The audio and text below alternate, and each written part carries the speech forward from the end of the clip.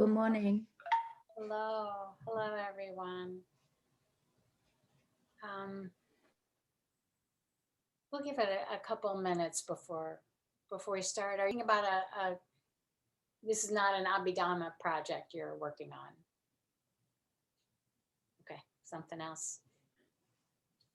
Well, let's give a couple minutes for people to get in. It's early. And then we'll start.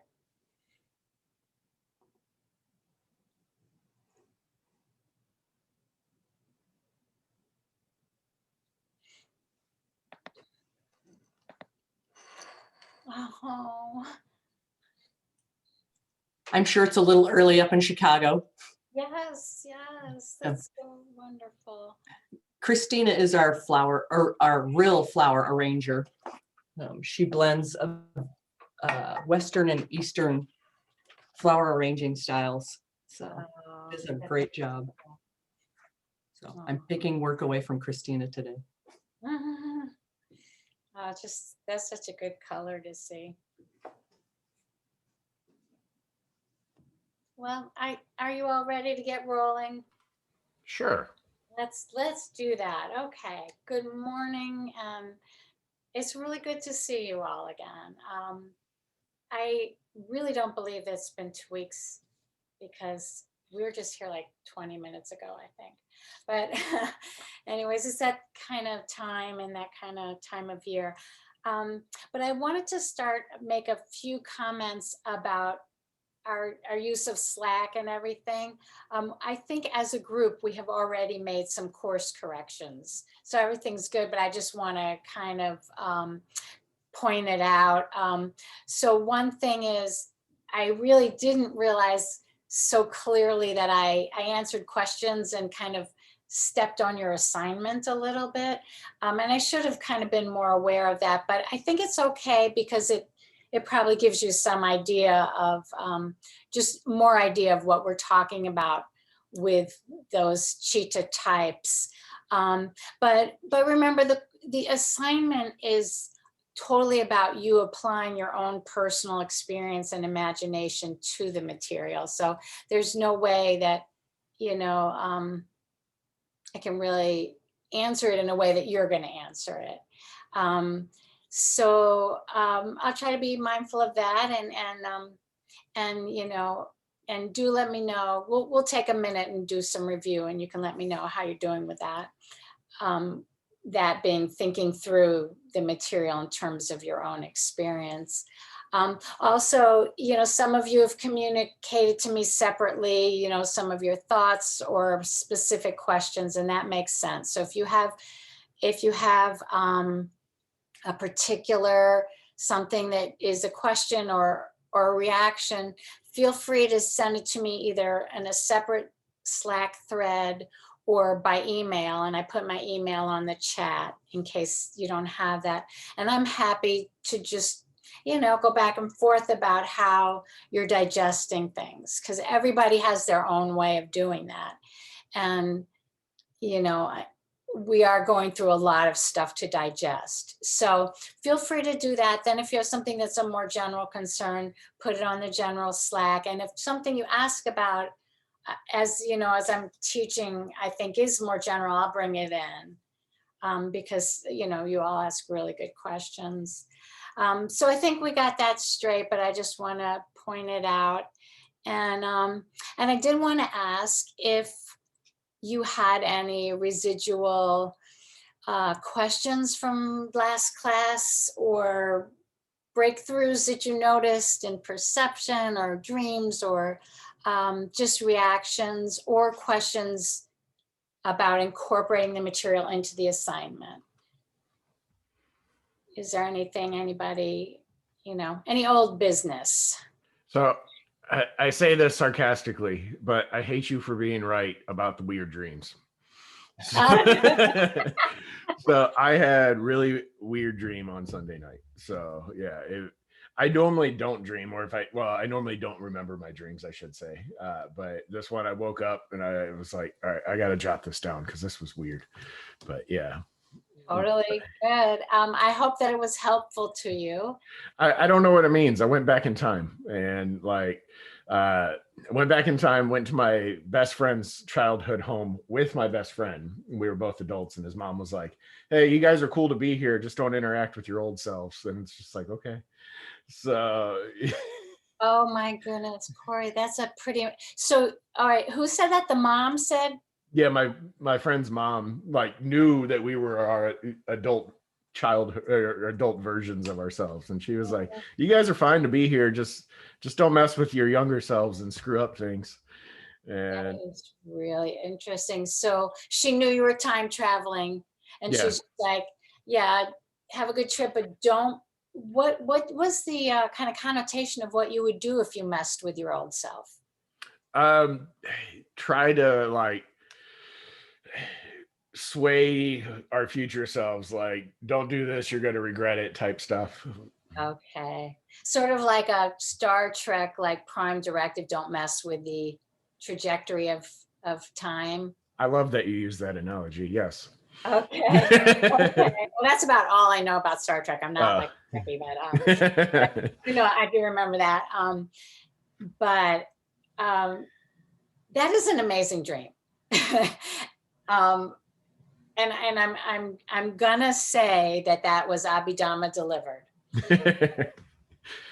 That is because we are going into, like, especially this afternoon, we're going to talk a lot about childhood and karma and emotion and how all that ties together. I mean, it's very predictive of this afternoon.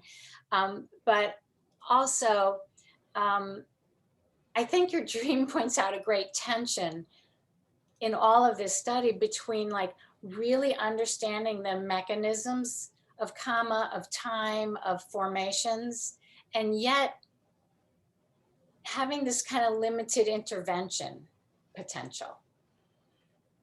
There's a tension in this all the time. I think about, for me, this is a driving tension between understanding and how much intention can actually mold experience or change the course of things. And I think your dream is very amazing and interesting. Yeah. And thanks for pointing out that you're being sarcastic, because I never know that one. Yeah. Yeah, that's a really interesting dream. I would think about the character of the mother and why she was delivering that too. I don't know your personal associations, but that's probably an interesting point why you chose her. Yeah, well, it's funny. Like, we were basically family growing up. We were born a month apart, or 2 months and a half apart, and we've known each other ever since. Oh, wow. So, like, yeah, Like a twin character almost. Yeah. So, you know, I've known her all my life, and you know, still talk to her to this day. So, Oh, well, that's a treasure in itself. yeah. That's really cool. Well, thank you for bringing it in, because, you know, I do think that dreams come in from different kind of levels, and that is a very deep one. Yeah. So. Yeah, that's good. Good you caught it. Yeah. Normally, I mean, it's seldom that I remember my dreams, and it's even more rare that I would wake up in the middle of the night from a dream and be like, I need to jot this down before I forget. So, Yeah, that was a keeper for sure. Yeah. I mean, there are just certain times when I think dreams come from very deep in wisdom like that and tell you something. And I'm really happy that it happened, because I do think that this kind of study, that is the kind of thing I'm referring to when I say that you can't actually always trace the information to the awareness that happens. It's just going down in depth like that opens things. So that's a beautiful example. Yeah, thanks thank you. very much. Yeah, anybody else have any, you know, either questions or other openings that you noticed?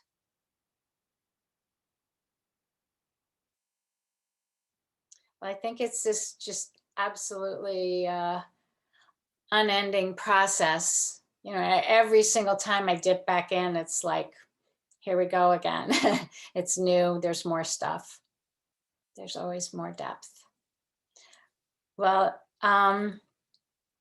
that's really great. And we'll see what comes of this weekend. Now, this weekend is just going to be Mind Weekend. This is going to be the weekend of the fact of operating from a human mind, what that means, and as much as we can, how that works.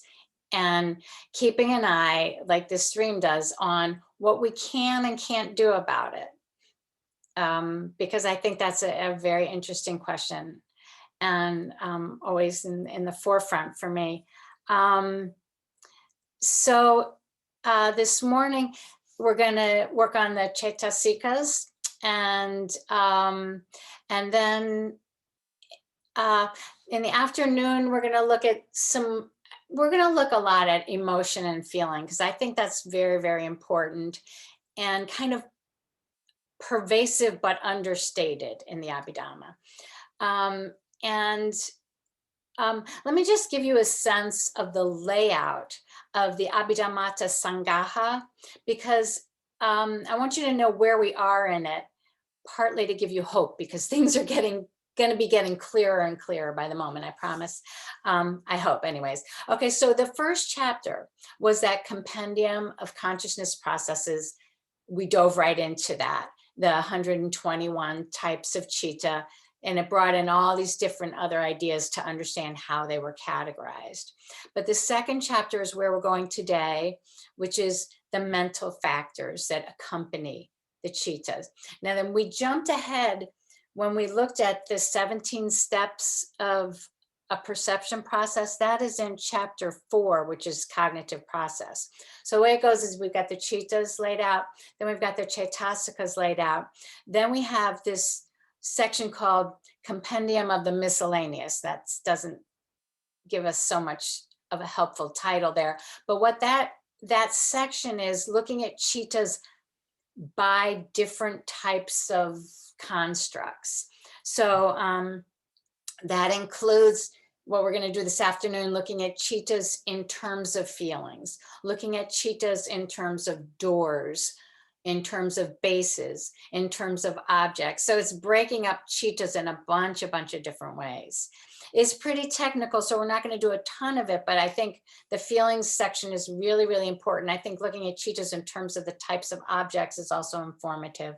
And then if we have time, cittas by functions, the overall different functions. Now we understand a lot of the different functions of citta from the 17 steps, because we saw cittas adverting, we saw cittas investigating, determining, all those registration cittas, the Javana cittas. So you kind of already know a bunch of functions of citta in the active cognitive process, but there are some other functions. So we might look at that today if we have time. But that's all the third thing. Then the fourth chapter goes into the cognitive process, and we've already dipped into that pretty significantly. Then the fifth chapter goes into what's called process-freed cittas. And these are the ones that I'm mentioning that are more than the active cognitive process. And a lot of that is going to be Bhante teaching you that part. And then in the sixth chapter of 9, I think it's amazing, we get to matter. You know, I think in any Western overview of reality, matter would come up sooner. But in this, it's the 6th chapter. And then the 7th chapter are categories, which again, doesn't give you much information, but actually we're going to get to that. When do we get to that? Tomorrow sometime. And it's really interesting, just different ways to break up reality.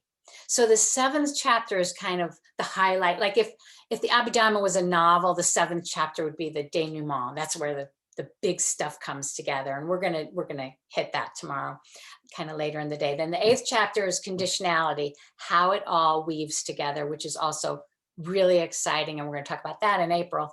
And then the 9th chapter is called meditation subjects. And that's something Bhante will cover too, which is much about the path of training and ascension. So that's how the Sangaha is laid out. And so now we're kind of, we went into the beginning and we kind of jumped ahead. And now we're going back to chapter 2 about the Chaitasikas. The Chaitasikas are the mental factors, and you have all these raw types of consciousness in a field, but each moment of active cognition is embedded in this kind of constellation of mental factors. And the beauty of the mental factors, we're still on a very, very microscopic scale, but we are talking about things that we do recognize in the mental factors. There are emotions, there are ethical qualities, they are things that we can more wrap our minds around understanding.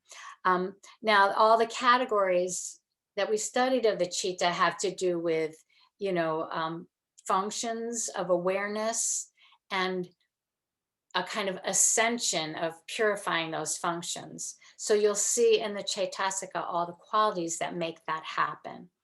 So one question that came up in Slack was, what does it mean that a Chaitasika accompanies a citta in 4 ways? The 4 ways are the same base, the same object, they arise together, and they disperse or cease together.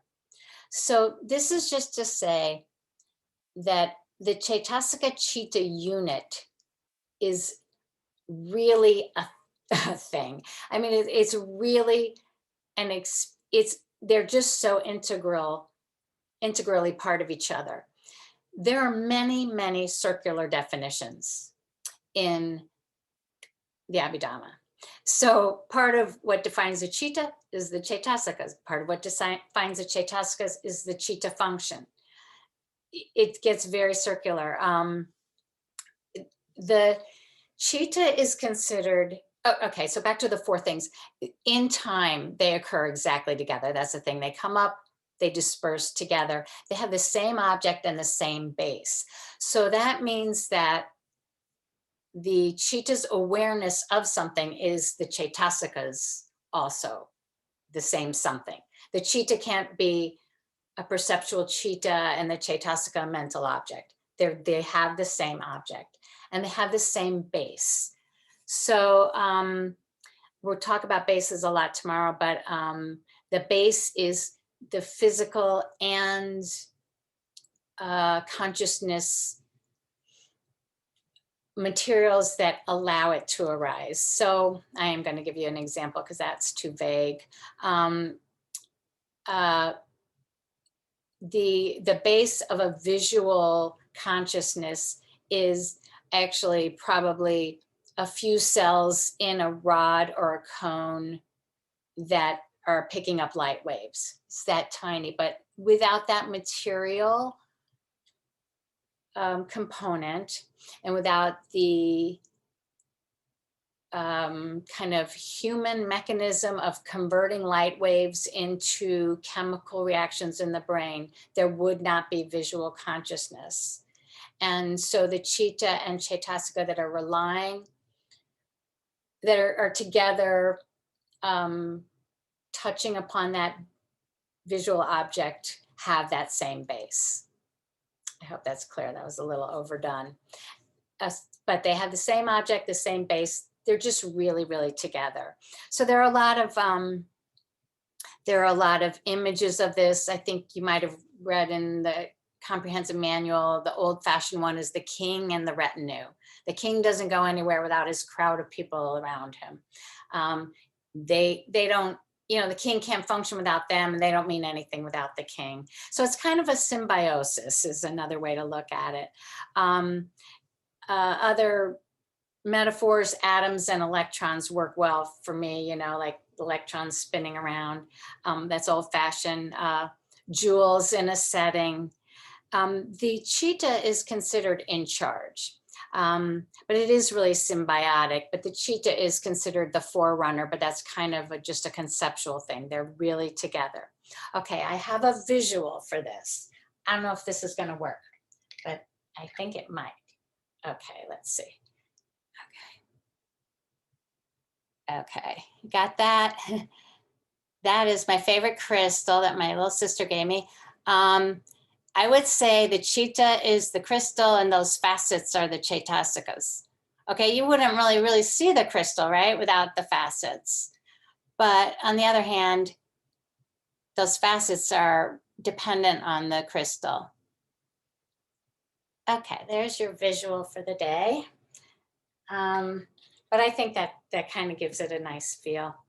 But you can kind of see how definitions get circular and why it is really hard to talk about one thing without a whole lot of other things involved. I'll give you an example. The word hetu means root, okay? And we talked about the rootless and the chittas with 2 or 3 roots. So that's how you define a category of chittas, by root. Well, the roots, like greed, hatred, delusion, non-greed, non-hatred, non-delusion, are actually chaitasikas.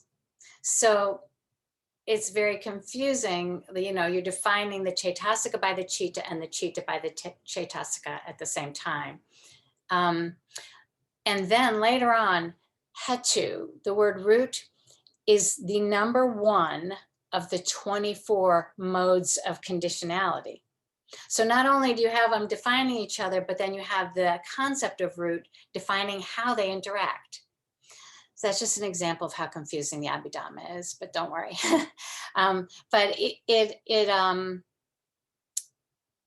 it's just to say that as we study the chaitasika, the chitta are going to illuminate, and vice versa. So I have a quote from William James, the book, I guess, what was he? 19th century American. He wrote a book, The Varieties of Religious Experience, which I really recommend for an American overview. But he says a lot of things that are very, I think, unconsciously Buddhist. But he's talking about a kaleidoscope, and this to me is another good way to understand this. And if a lingering rearrangement brings with it one kind of consciousness, why should not a swift rearrangement bring another kind of consciousness as peculiar as the rearrangement itself? It's the same point. There's just this constant rearrangement. This is also an important part of Dhamma theory, helping you with Dhamma theory, because the elements that we're talking about, the chaitasikas, they don't change, but it's this constant kaleidoscopic rearrangement. So that's kind of like what a Dhamma is. It's a thing that doesn't change, but it makes change happen all the time. I think that's a helpful way to think of it. And I'll say one other thing before we start breaking down the chaitasikas, is a quote from Narada Thera's book. Now, I gave you that one as a reference to this because I think he has a kind of a lush way of bringing it out. I thought it was more helpful in the more emotional, relatable elements here, whereas the comprehensive manual by Bhikkhu Bodhi is more structural, and I thought that was more helpful with the chittas and that kind of somewhat more theoretical abstraction. Narada Thera says, to an impatient lay reader, this chapter will appear rather dry and uninteresting. To a critical and intelligent reader, it will, on the contrary, serve as an intellectual treat. I just like it when they have those little interjections. Okay, so let's look at the groupings of the Chaitasika. There are 52 of these. Every list we study is going to be getting smaller and more relatable, but this is a pretty big one, the types of Chaitasikas. And let me see if I can pull it up. Okay. Is everybody seeing that? Yeah, thank you. Okay, this is the overall list, and this is from Bhikkhu Bodhi's comprehensive manual, not Narada Thera's. But when you need it on one page, Bhikkhu Bodhi's is usually the one to go to, although there's some great charts in both books. So what we have here are 4 main groupings, but really 3 main groupings. The 3 main groupings are ethically variable, unwholesome, and beautiful. So ethically variable means that these chaitasikas accompany a chitta, and the wholesome or unwholesome or beautiful or functional category is determined by other variables that accompany it at the same time. So it's like you can't call it by just saying what chaitasika it is. I'm sorry, I go back and forth in pronunciation. That I learned it Chaitasika, but I think Chaitasika is right. So anyways, you can't tell the ethical direction from the particular thing. You need to see the whole constellation. That's what ethically variable means. The literal meaning of the term is common to the other, meaning it takes its ethical valence from the whole state, particularly when roots are involved. So you have universals and occasionals within this. Universals, in the case of the variables, those 7 universals accompany every single chitta that is an active chitta. Actually, I think they accompany, forget that, all chittas are with the universals. And then you can see in the beautiful and the unwholesome, they are broken down in terms of universals and occasionals. So the universals there go, like the unwholesome universals go with all unwholesome chittas. The beautiful universals go with all positive, which are either functional or wholesome chittas. And then you have your occasionals that, you know, come and go as the occasion requires. So there are 3 ways that the Chaitasikas are explained in the Abhidhamma. And we're going to mostly do the first way, and then we're going to touch on the second 2. The first way is simply the lists and learning each of these types. The second way is called the association method, and the third way is the combination method. Those 2 are looking at the Chaitasikas by the chittas. They're kind of like charts with one across the horizontal axis and one on the vertical axis. So the way the association method, it helps if you say association to keep them straight, association of Chaitasikas and combination of Chaitasikas, but the association method takes each Chaitasika and it says, what chittas could this combine with or combine within? What states would this Chaitasika be found in? For instance, just to say, a beautiful universal number 28, faith, is not going to be found in an unwholesome chitta. So just, it asks, where can it go? Where can you plug it in? Then the combination method says, for this type of chitta, what kind of Chaitasikas will be with it? So I kind of think of it, if you want to keep it in your mind, the combination method is a little bit like a fast food combination, with the chitta being the sandwich, and you're saying what sides can go with it. Whereas the association method, you start with the small piece and you say, where can we plug it in? And we'll look at that. It's, I mean, basically what you have is a chart that has 52 by 121 or 121 by 52. Your 121 being your types of chitta and your 52 being your types of Chaitasikas. And you know, you're looking at the grid and exactly where can each one plug in. I'm just going to show you on my door. You probably can't see it. The door to my study is the chart I made of it. It took me like a week. But anyways, there's a smaller version of that in the comprehensive manual where you can just kind of see the overlay, and we'll talk about that a little bit. So let's just look at the universals for a few minutes, because once again, the definitions of the universals will tie into the functions of the chitta. And they're very, very interesting to me, because these are 7 facets on that gem that are on every single, occur with every single moment of consciousness. Every time human consciousness touches on the slightest of objects, internal, external, these 7 facets are moving and twinkling as the light hits them.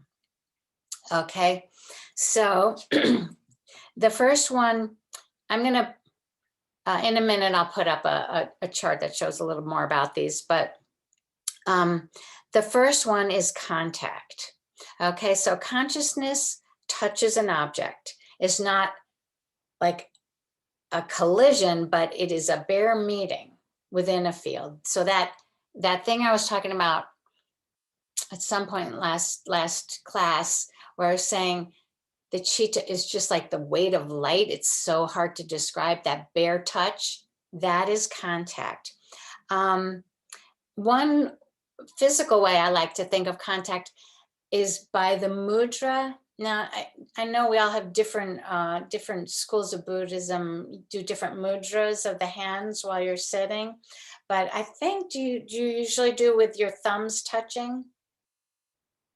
Okay, where your thumbs touch, I think, is a very nice point of concentration at times. And what you're concentrating on, I think, is the feeling that illustrates contact here. There's a little touch of your thumbs, and there's a little space where it's not your left thumb, it's not your right thumb, it's a puddle of thumminess where they're touching. They aren't really distinguishable because of contact. Contact kind of merges things. So that's, I think, what they're talking about. There's also a great line in the poem Sandokai. Now, have any of you, do you know the poem Sandokai? Okay, it's a Zen poem, and Shunryu Suzuki, who was, instrumental in bringing Zen to America from Japan, and he started the San Francisco Zen Center. He came over, I believe, in 1959, but this was kind of the 60s and maybe 70s, that he was so influential. And he used to say that he came to America for the purpose of teaching this one poem, Sandokai by Sukito Kaizen. It's a really amazing poem. I think there's almost nothing I've ever studied in all the schools of Buddhism that isn't in this poem. It's quite amazing if you get a chance to look it up. It's Sandokai, Sandokai. But it has a couple lines in it that go, each sense and every field interact and do not interact. When interacting, they also merge. Otherwise, they remain in their own states. I think those lines are amazing, and I think they're about contact. I think they also apply to interpersonal contact. I think that, when we meet as people, we create a new field of personhood, and otherwise we remain in our own states. It's just so simple. When you meet, you merge, and then otherwise you're in your own state. But that meeting, that merging, is what contact is referring to here. So it's so primary. It's how we define chitta, and it's the number one cetasika. The second one is feeling. Right to it. I think feeling is always very, very important, although there isn't a lot of talk about it. There is a lot in the suttas, but not so much in the Abhidhamma. So feeling is your raw affective valence. It's not exactly what we usually mean when we say emotion, all that complexity, but it's your plus or minus. It's approach, avoid. It is just painful and pleasant. Painful and pleasant with the body, but it can also be mental. So this is the number two universal. So it's ubiquitous. And when you start attuning to this, it is a little, it can make you chagrined, I think, when you start realizing how deeply embedded positive and minus evaluations are in consciousness. And it's good to watch this on a small scale. Now, it's kind of like last time when I dropped the pen and you immediately had some kind of affective response. We have that with everything, and it really colors everything, and it also directs us. When we have positive affective responses, we pull it in more, we go more with it, and we tend to back off the negative ones. So this tiny facet, feeling, really determines a lot of our path. And the more we're aware of it, the more we just register it and don't respond to it entirely. We respond to the bigger the bigger constellation of what matters.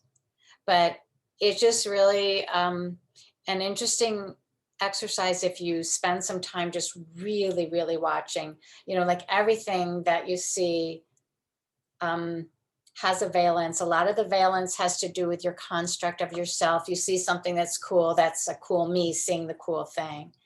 So watching the tiny little sparkle of feeling is very informative. So the next one is perception.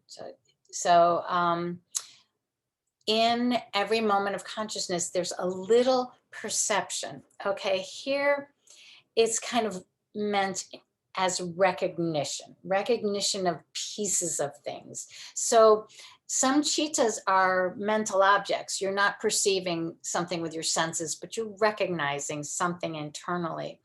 And the literal meaning is something about making a sign of it. And it's considered the core of the capacity for memory because you're making a sign of it. It's recognition. So you will notice also, and we're going to get to the skandhas, but I'm sure you know, and then khandhas, you know them, but feeling and perception are also two khandhas. And then all the rest of the chaitasikas that we're going to talk about today are grouped into the fourth khandha of mental perceptions. So that's a breakdown, another breakdown. So in your khandhas, you have material, for material phenomena. You have the chitas, the fifth one, and then the middle three are all chaitasikas, but you have these two pulled out, and then the fourth one is everything bunched up. To describe perception, I think of the Rorschach. I'm so old that I was actually trained in giving Rorschach tests. You all know those blot tests that are usually like humorously joked about and things, but they were amazing. And I know I wrote about this in the original Buddhist psychology, but this was the most Buddhist thing I ever experienced before I discovered the actual religion, was the Rorschach. Because you give somebody this ink blot and you say to them, what do you see? And they tell you the whole thing. And then you go back when you administer them, and for each little percept, you say, what was there that made you see that? So you break down perception in such an amazing way. And it does tell you so much about how a person is constructed if you give them a Rorschach test. There's this very elaborate grading system. And it starts with like what part of the blot they used, but then it really goes into like what aspects of human movement or emotion or shape or color did they use. It really breaks down perception. And I think that that's what this idea of the universal is. It's just the most basic, like what is there that makes you experience something as a human with our capacities. Okay, that's perception. Then we go on to volition. This is a tricky one because there are some chitas that are not involved in kama. The functional chitas, as you recall, that either just do something very, very mechanical, or they are the chitas that are an arahant's experience of consciousness. So they don't have any kamic bearing, and yet they have an aspect of volition in them, which is defined as kama. It's a tough one. I've heard Bhikkhu Bodhi work with this, and he says it's not exactly volition here. It's more like organizing, like marshaling the force of the consciousness event. It's the conditioning aspect of the state. And I think that works pretty well. I think of it also as almost volition of the chitta itself, not of the person, but of the chitta. It's like the drive to be in a chitta. That may be going a little far conceptually, but volition and some kind of intent to be is within every moment of consciousness. Okay, so what you see in these first few is almost a summary of the 17 steps.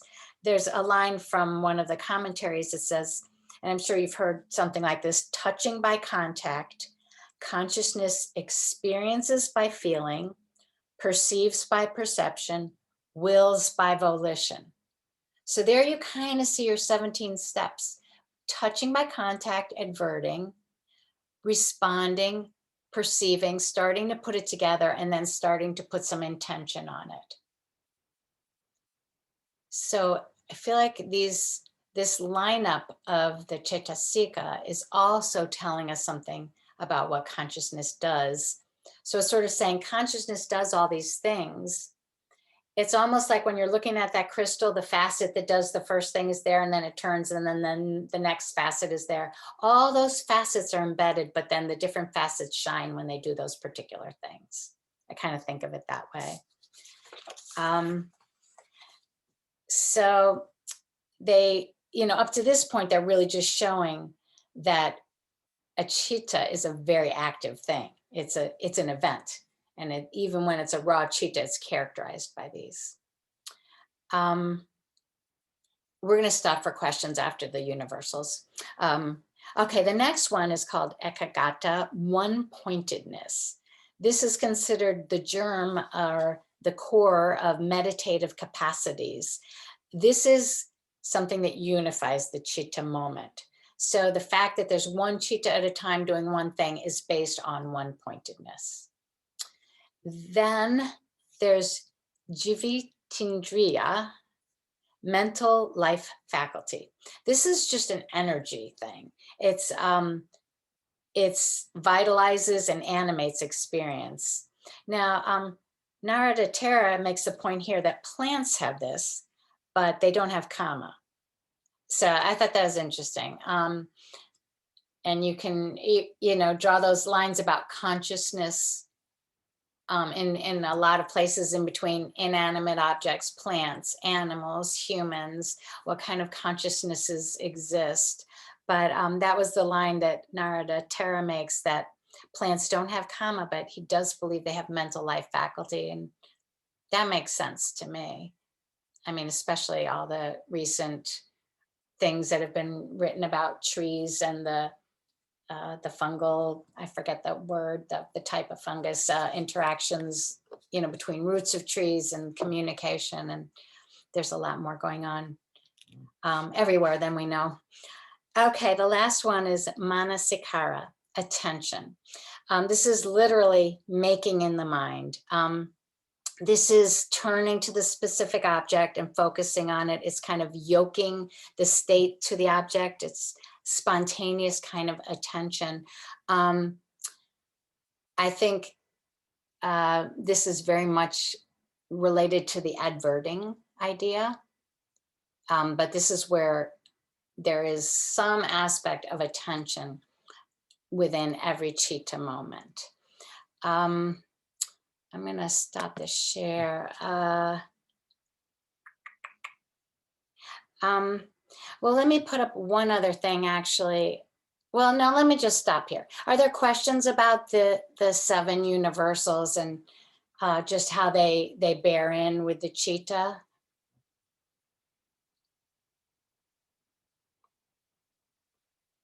You're all good. Yeah, it's just all processes weaving.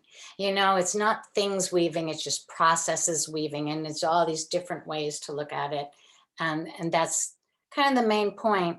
Let me put up one other thing that talks about the universals. I think they're very, very important. And this is looking at them.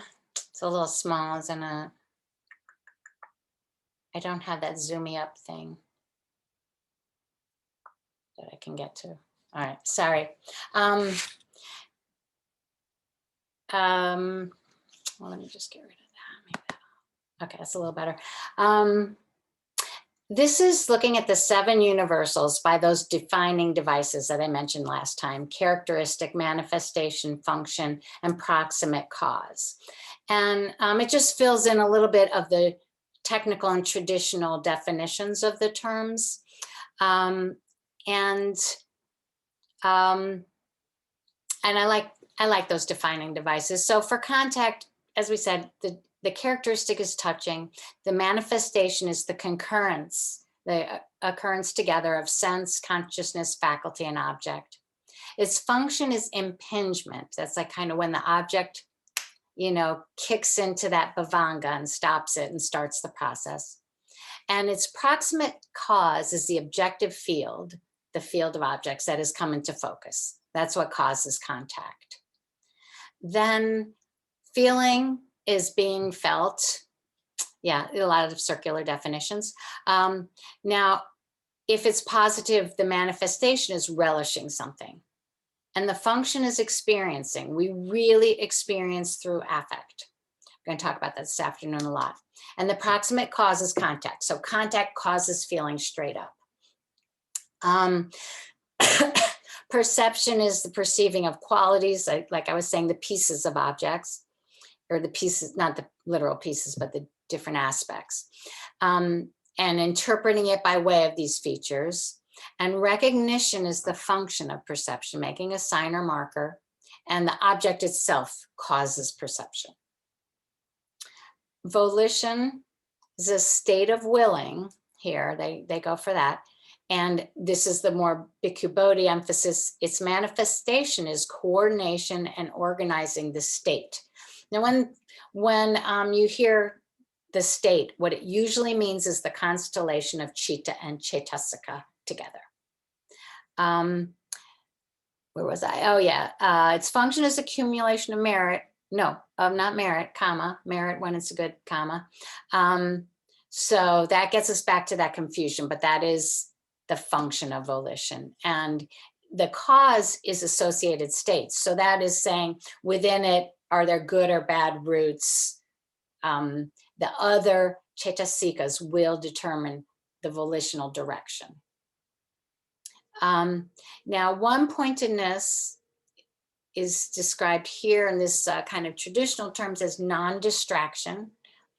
And when it's developed, the manifestation is a sense of peace, and it unites the associated states, fixes the mind on the object, and the cause of it is a state of happiness. Now, there was a question about this that I got on Slack, and it's a good question.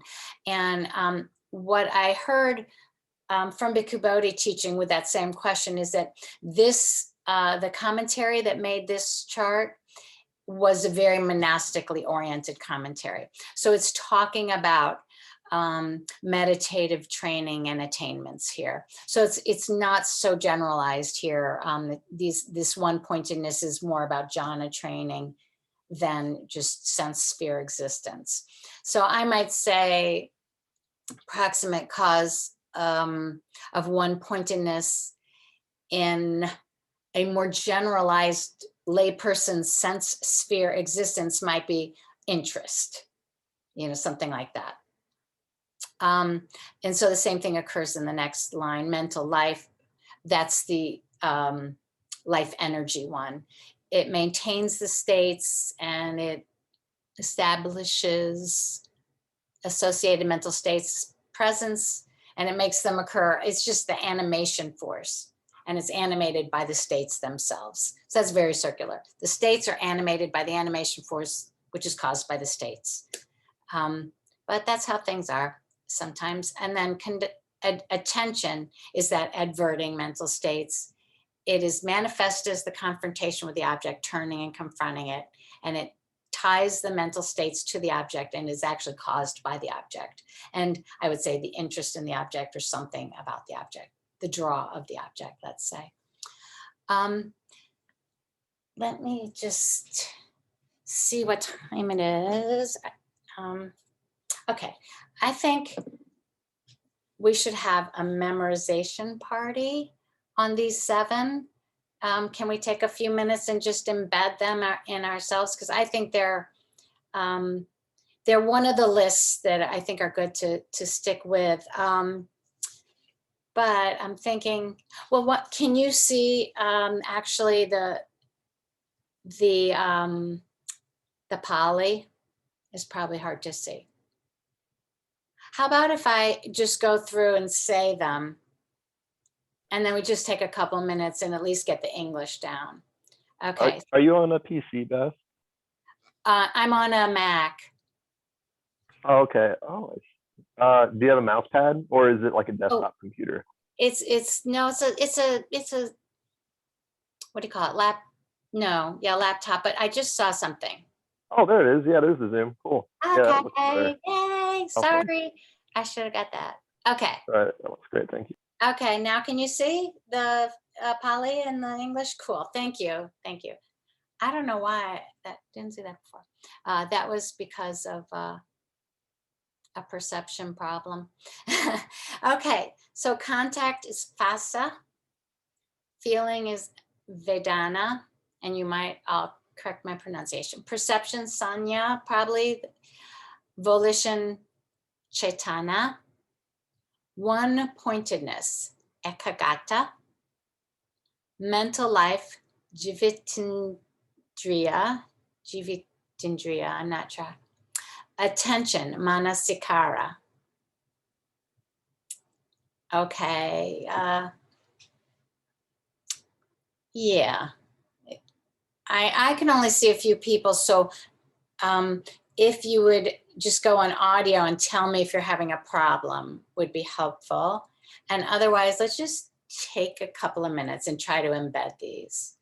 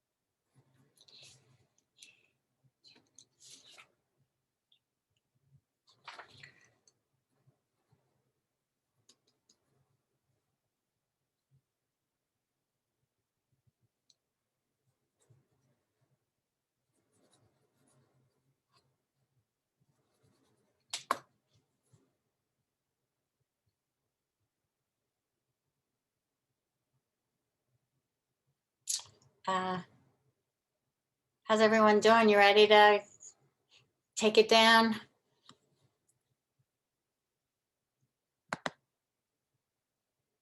I hope. Okay. I know we got it's early. It still feels early for memorizing. Anybody want to take it on?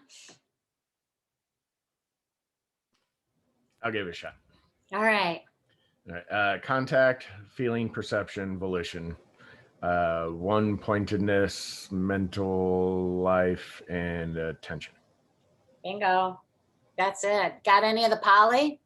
Pahasa,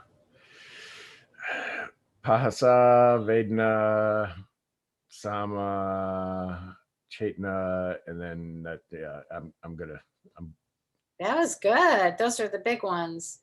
Okay. Anybody else want to do a Pali list straight up? Okay. You have the English though, pretty much? I have it for now. I'll probably forget it in 5 minutes. Mm-hmm. Yeah. So the first 5 are pretty easy. Yeah, those come up on lists pretty often. Mental life, would mental formations be the same? Not so much. It's a faculty. Indriya is faculty. So faculty is always like a kind of a driving force or an organizing force. So it's more like that. Yeah, mental formations I think of as a little broader. Yeah, that's fair. Normally when there's lists that are similar, so it's not too hard to commit this to memory, but mental life, sticking that in is because I've heard mental formations more often. Yeah, that's right. Yeah. And mental formation is a bigger umbrella kind of thing. And you've heard Yoni Salmani Sakara, I'm sure, you know. wise attention, which I think is a nice phrase. But if you think about it, like, actually, this is one of the lists. It would have been fun, but it's too late to say.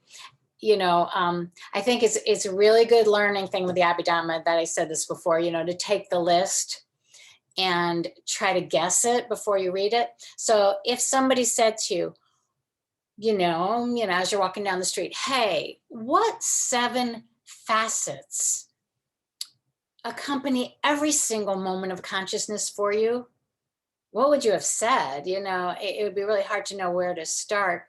But when you think of this, is there anything else you can think of that is left off this list? Like, is there anything else that you think, this is a thing, a little component, a little feature of consciousness that's always with my actions and of consciousness? It's not on this list?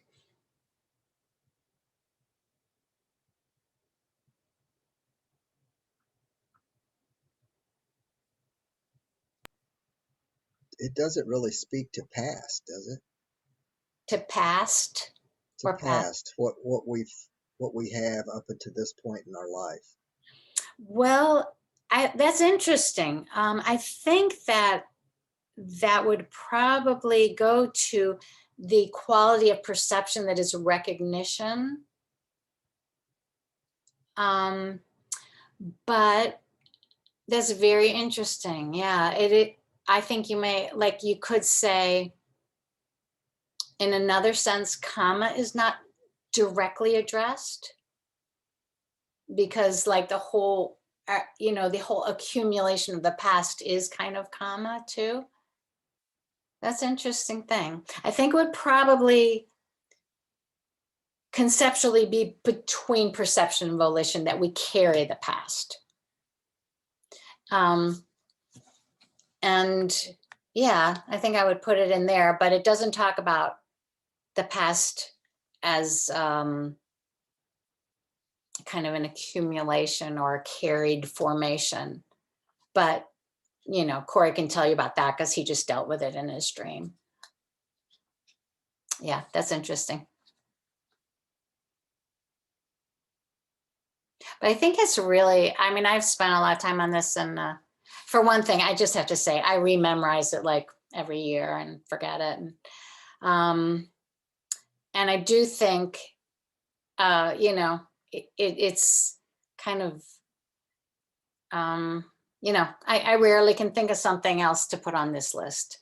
So I think it's a really basic, important list. And so we spent a fair amount of time in it. Okay, I'm a little chat distracted. Okay. So how's everybody doing? Should we go through the occasionals and then take a break? Yeah, I'm fine with that. Okay. Yeah, the universals are really, really cool, I think. So let's just go back to the overall chart to look at the occasionals.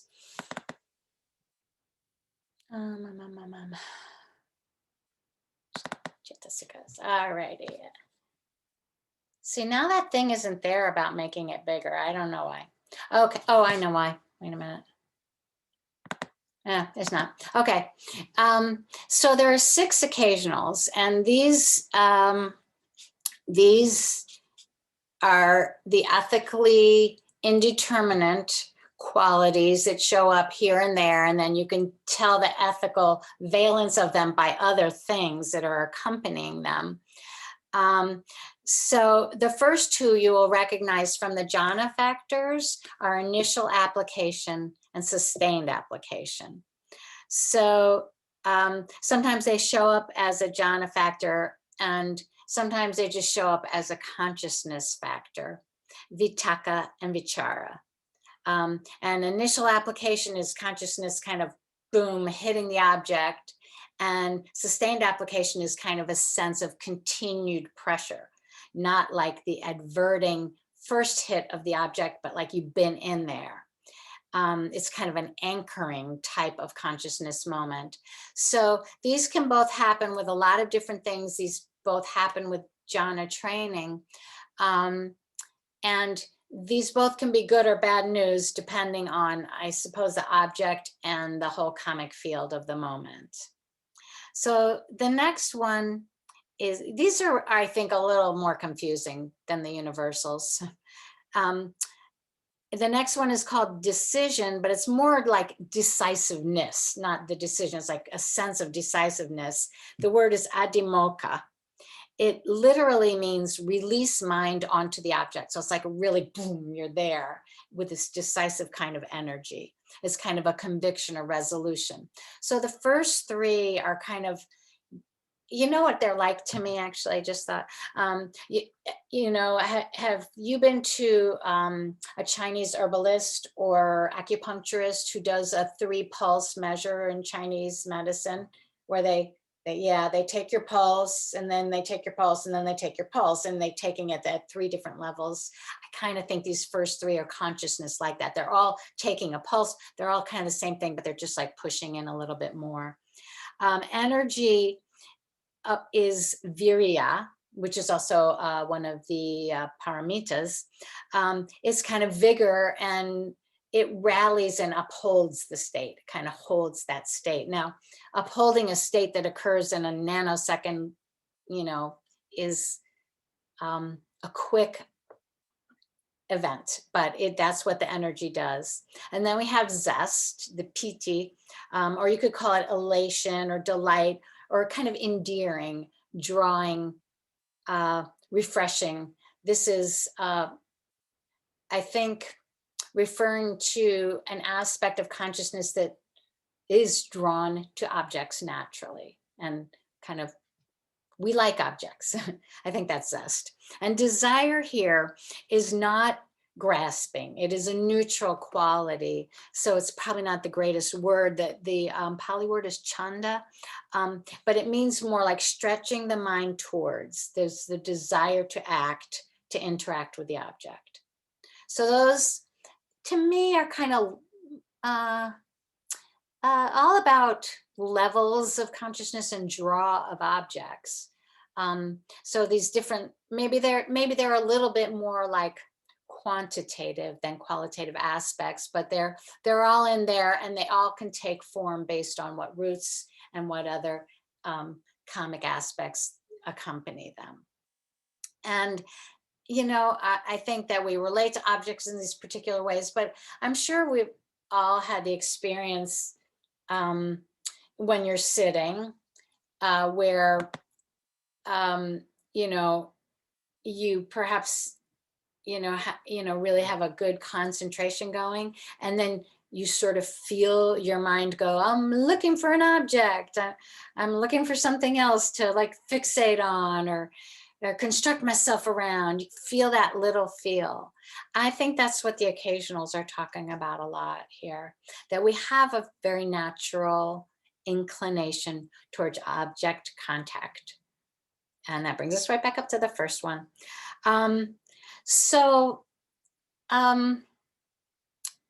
These are our ethically indeterminate cetasikas, and then I think we should break here for a few minutes, and then we're going to look at the ones that are by definition either beautiful or unwholesome, and they kind of make sense because of those qualities. And then we'll do a little playing around with association and combination method.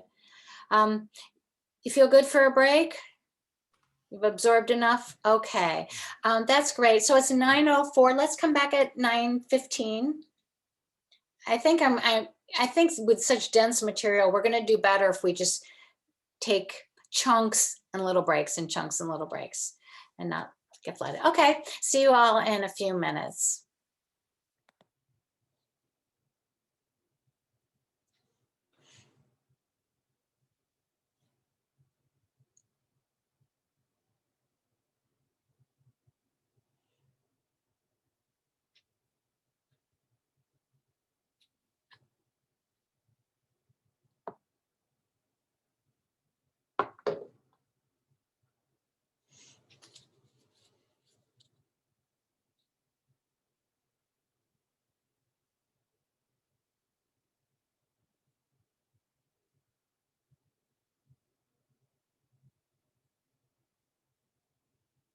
Well, let's get rolling again. I'm back with the Chaitasikas.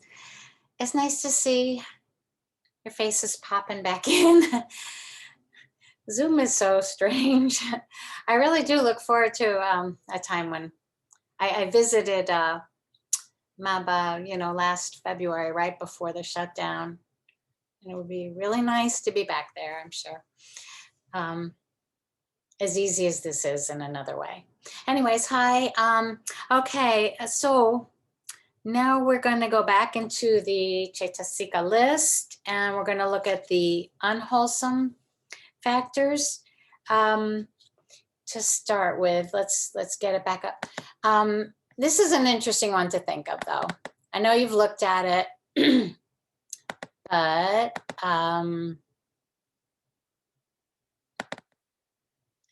like, what do you think if you had to say there are 4 factors that happen, facets of every rotten bad consciousness moment I have? Every time I'm like turning things in a bad direction, there's always this. It's interesting. I'm not sure that I would have all the same ones that they have in this thing. Actually, what you said, Lee, I think is important here, because every time I think that there's a turning into an unwholesome direction, there is a past influence. But maybe they look at it a different way there. But the first one is delusion. And I would say that there is always an aspect, it's moha, of an, excuse me, an obscuring of reality. Every time, I think in a sense, the most basic aspect of being unwholesome is that you're taking reality and you're messing with it somehow. You're not just letting it flow. So, somehow the true nature of things is being, I need another word for messing with it. The true nature of things is being distorted or usurped for a purpose. So that's delusion. That's the most basic thing there. Then we get into these 2 that are very like old-timey religious, judgy sounding, ahirika and anotapa. And they're translated as shamelessness and fearlessness of wrongdoing. So there are 2 types of specific ignoring of good purpose. The first one, shamelessness, is considered sort of a lack of respect for the self, whereas fearlessness of wrongdoing is considered a lack of respect for others. The first one is kind of a lack of revulsion, and the second one is a lack of dread or fear of consequences. But the next 2, they go with every chitta that is unwholesome, that is creating negative karma. It has some aspect of these 2 qualities of disrespect. Actually, I think that's a kind of a better way to put it, to think of in terms of disrespect of reality. And then the 4th universal with all unwholesome chitta is udacha, probably, restlessness. So this is agitation or turmoil, making the mind unsteady like wind on water. So that's an interesting thing, that maybe that to me kind of says the other 2 don't operate so fully, because if you really didn't have any shame or dread, I don't know if you'd have this kind of restlessness. I don't know. But the idea is that every time you're, I don't know, to me, that one is almost like saying conscience. But every time you're creating unwholesome karma, you have this little bit of anxiety, discomfort, disquietude with it. That's interesting. I'm not sure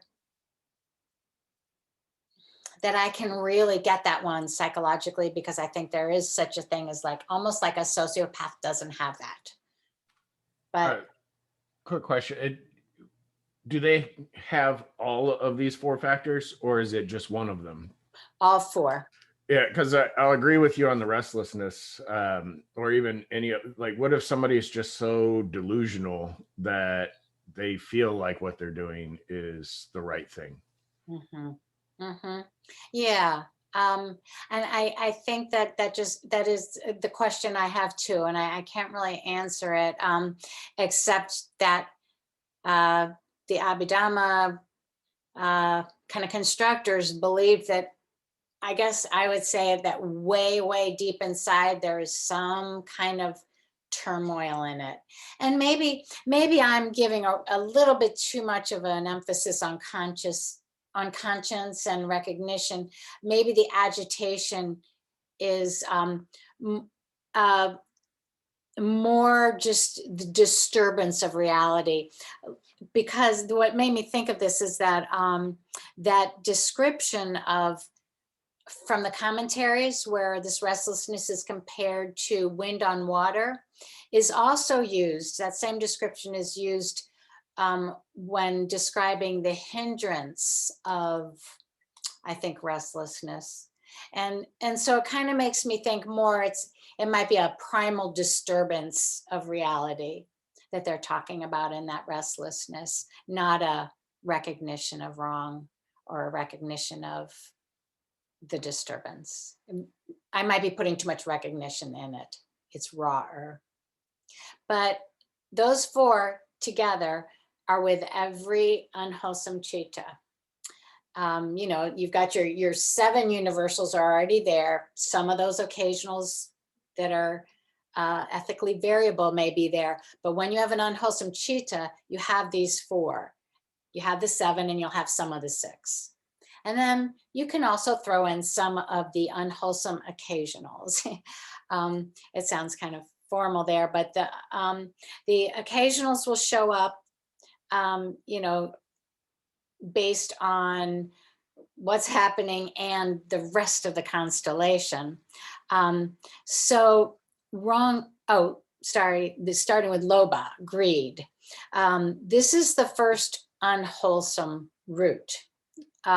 So this is where our root first shows up. Now here, greed is without scale. It can be the smallest sense of self-bound desires, or it can be a humongous longing and clinging.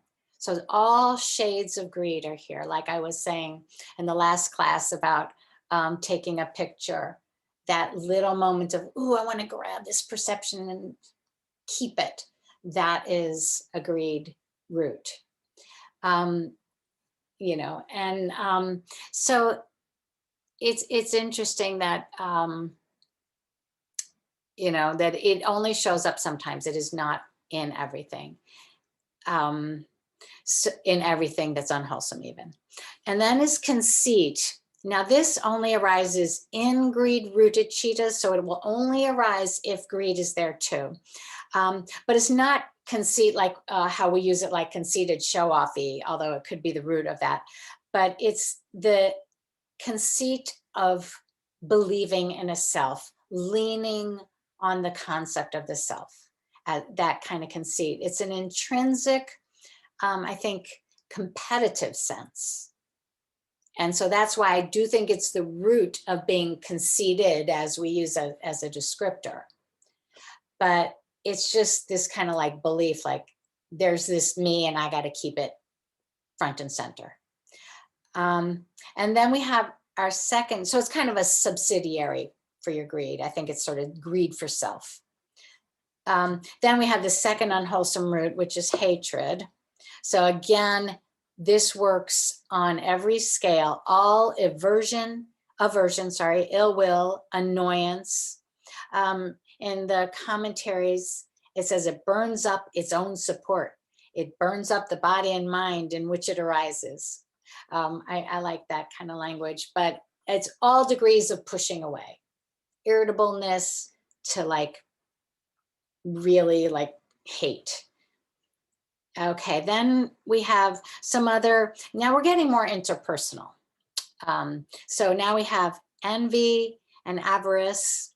which are jealousy of other people's success or other people, what they are or have.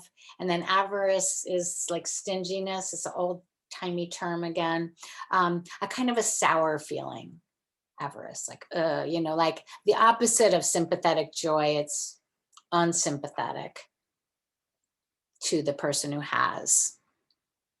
Okay, then what do we got? Worry. Now this is described as having a sense of remorse or regret with it. So again, we're referring to the past. It's interesting. There's a lot of that. Now that you mention it, Lee, I've been thinking about it. It's kind of a nagging awareness that something is amiss or was done wrong. So that kind of worry. And then sloth and torpor, you've heard together as a hindrance probably. But in the technical sense, they're both a kind of sluggishness and a dullness.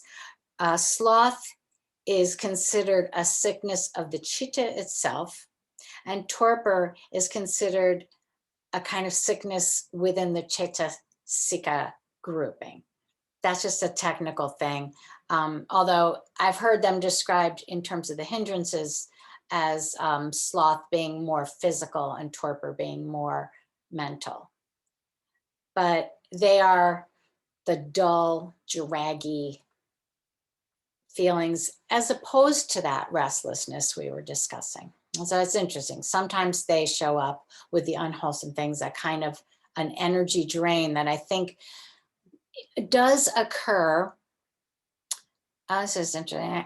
I just kind of thought of this, but like whenever you are messing with reality, whenever you are trying to make things be a certain way instead of what they are, there is a certain energy drain involved. They've actually done research where trying to prove the idea that suppression costs energy. Now, suppression is like when you kind of know something's there, but you decide to ignore it, which is a huge thing that we all do constantly. So they had a research thing where they had people watch disturbing videos of some sort. And one group, they said, just let yourself, you know, feel what you feel in response to the video. And the other one, they said, just try to stay cheerful and don't let this video upset you. And then afterwards, they gave the groups cognitive tasks, and the group that utilized suppression did worse. They had less cognitive energy after that. I'm summarizing this very, very cursorily, but it does make the point that suppression costs energy, and I think that's very true. And so I guess here the sloth and torpor to me might refer to that, you know, sometimes we kind of drain ourselves trying to force things mentally. The last one is doubt. And here it is technically described as versus the three refuges, you know, versus the Buddha, the Dhamma, and the Sangha, having faith. So that's the opposite, but it's kind of a wavering due to unwise attention or a skepticism. And that can be with an unwholesome experience of consciousness. Now the unwholesome occasionals are interesting. They are a little more interpersonal and they are a little more tied into the hindrances, but they don't show up all the time. And partially this is because of the interpersonal nature and because of the bipolarity of some of the hindrances, because where you have greed, you don't have hatred, because they're just considered, greed is like a grabbing and hatred's like a pushing away.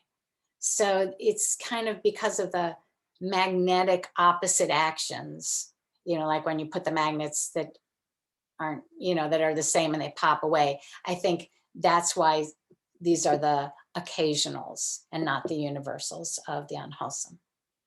So how's everybody with that? The unwholesome Chaitasikas are, for the Abhidhamma, relatively straightforward. Are we good to go on to the beautifuls? I do Okay. have one question. With regard to, so if you're looking at the ethically variable occasionals, I know that PT was in there, sustained application, initial application, and these are things that I know are often used to describe jhana factors and jhana in general. So I'm trying to think of how those would be ethically unwholesome. Is it when they're combined with something like conceit or greed when they arise? So that like if they're combined with one of the ethically unwholesome variables that get thrown in there, is that kind of how it works? Yes, I think that is exactly how it works. Yeah. So, then that concentration, I mean, is kind of like used for evil instead of good, but basically that is it. That same mental energy, yeah, is combined with things that directs it badly. Okay, thank you. Yeah, no, I think that was how you put it is perfect. Yeah. Yeah. It's interesting to kind of parse it out. And some things I struggle to psychologically apply, but most of it, you know, I'm usually more impressed by how much sense it makes than the other way around. Okay, so let's roll on to the beautiful. Oh, and I want to just give you one example though, before we roll to the beautiful. In Narada Tera's chapter, he does a combination method. Example at this point, and I think it's really helpful. So the combination method is where you get the chitta and you say, hey, what chaitasikas could go around that, orbit it. So he uses the number one in our 121 list, and he uses an unwholesome chitta accompanied by greed, with joy, with wrong view, and unprompted. So remember that, and this is just a little weave, and then we'll come back to this. But what we're saying is which of the unwholesome chaitasikas and the indeterminate are going to be with this chitta, because there's like formulas and things will or will not connect. So we know that we've got all the universals in there, automatic 7, and this is an energetic state.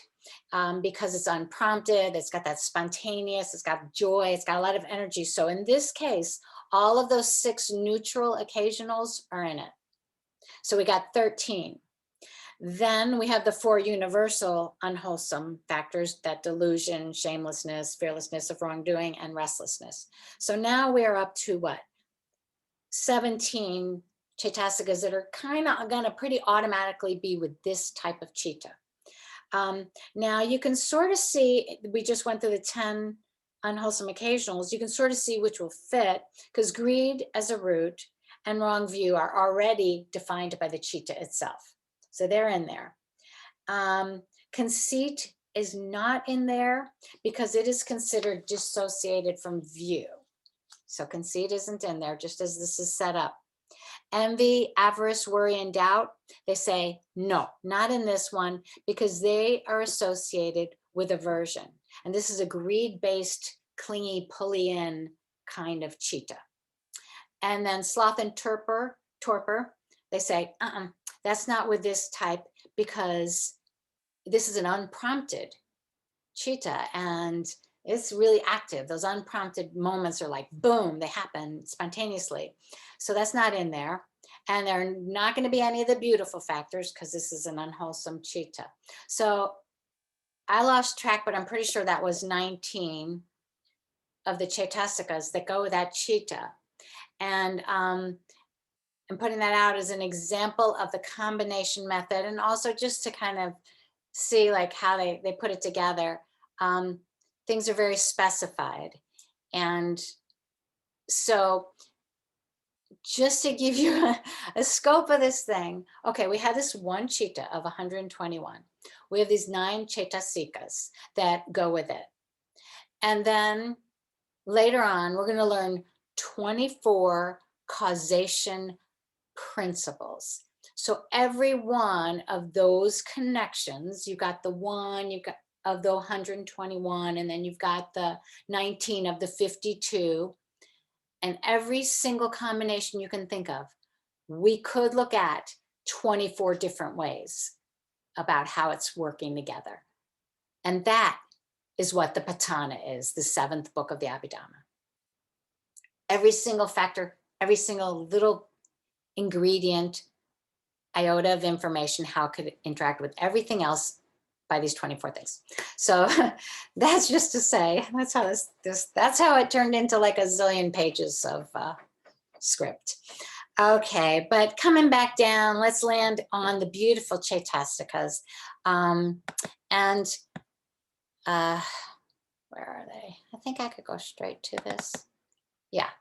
Okay, so it's this right-hand side of it. And there are 19 universals. I find that fascinating that it's so much more complex to move in a neutral or good direction, or to move as an arahant. Now remember, these beautiful include the functional and the wholesome.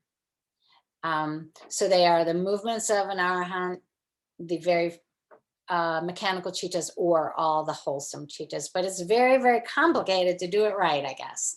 So the whole field of positive psychology is in this column here.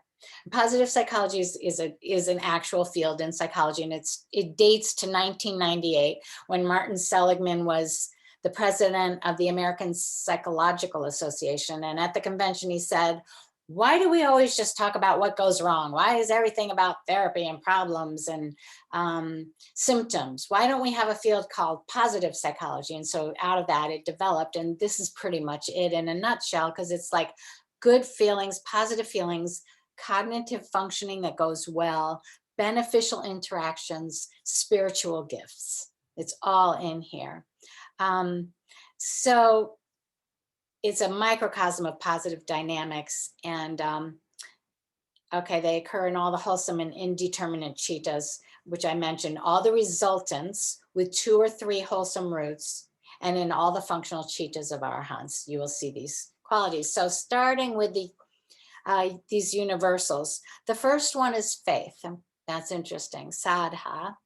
It's faith here in the jewels again, setting forth with clarity. If you might have seen Narada Tara makes an interesting point here. He doesn't like restricting faith specifically to the 3 jewels. He says, hey, what if you were hearing a really good teaching from somebody who wasn't a Buddhist? Wouldn't that count? And I kind of think he has a point there. So faith is more like an aspect of spiritual confidence. And then we have the big one, mindfulness, sati. I'm sure you've studied a lot about mindfulness, presence of mind. And you know that the root of the word comes from the word SMRTI, which is more like mindfulness as in remembrance, to remember. So remembering like the teachings, remembering to have attention to the present, to be aware of what one is doing. It's considered a guardian type of quality. Narada Tara says, unlike pumpkins and pots that float on water, sati plunges into the object of thought. So it's kind of a firm hold, not just us bobbing along, but it holds with a light touch. So it's this middle way, not superficial, not oblivious, but it is the second beautiful factor in everything wholesome that occurs. Now, the next 2 are the opposites of 15 and 16. So they're written as shame and fear of wrong. We typically think of those as very uncomfortable, kind of bad things, but in this sense, it is just this internal self-respect and dignity. And the word otapa for wrongdoing or fear of wrongdoing is literally to burn. It's kind of a moral dread and fear of consequences, but these could be put in more positive terms as self-respect and other respect. So it is kind of interesting when you look at the first 4 compared to our universal unwholesomes. So you've got that same pair flipped over. But here you have faith and mindfulness, and there you have delusion and restlessness. So it's kind of interesting because you have the kind of samatha base here, the tranquility, with these guardians. They're called the guardians of the world, those qualities of shame and fear of wrongdoing, and this kind of calmness. Whereas in the unwholesome universals, you start right out with the guardians of the world being broken and this kind of agitated, mixed up sense. Okay, then we go into what was, called non-greed and non-hatred, which are roots, the opposite of greed and the opposite of hatred, or alobha and adosa, generosity and metta.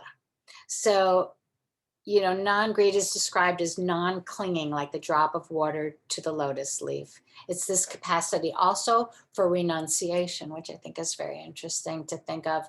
It is non-greed that allows us to change. And I think of renunciation as change, when you just say, gotta let go of that, gotta change. So that's kind of the root of it there. Non-hatred is, metta, loving kindness, gentle, friendly wish to promote positivity for living beings. It's a non-opposing. It says it removes annoyance and fever. So it is, again, a calming, generous state. And then neutrality of mind is a long Pali word, tatramaja tata. And it's literally means there in the middleness. So this is a kind of a middle way term also.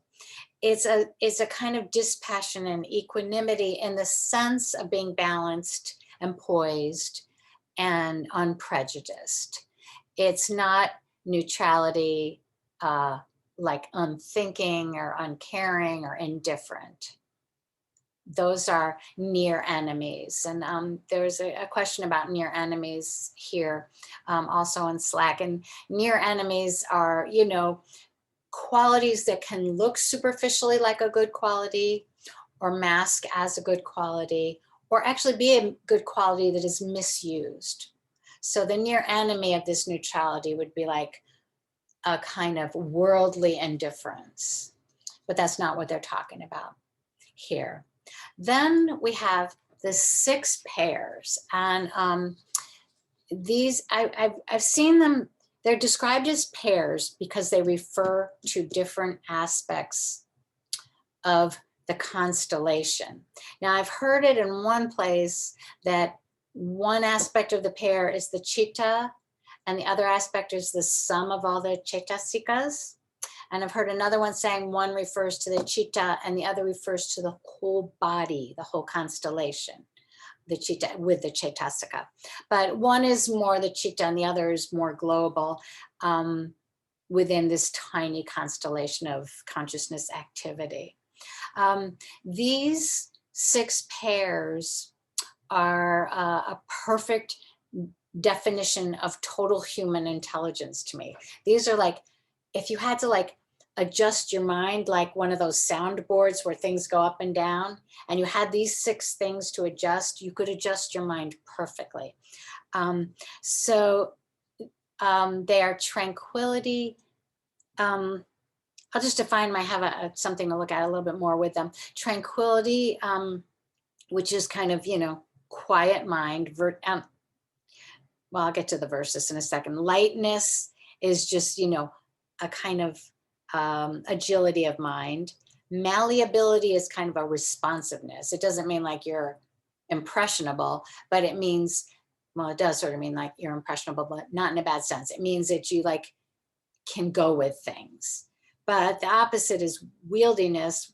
Well, the opposite, it might be proficiency, but wieldiness is sort of effectiveness, successfulness. Proficiency is kind of healthy, like it's working, things are working and energetically attuned. And rectitude, maybe this would be the opposite of malleability, is this straightness, uprightness. It's kind of versus hypocrisy and fraudulence. I think of it as a versus being twisted kind of thing. I have a screen share about these guys. Sorry.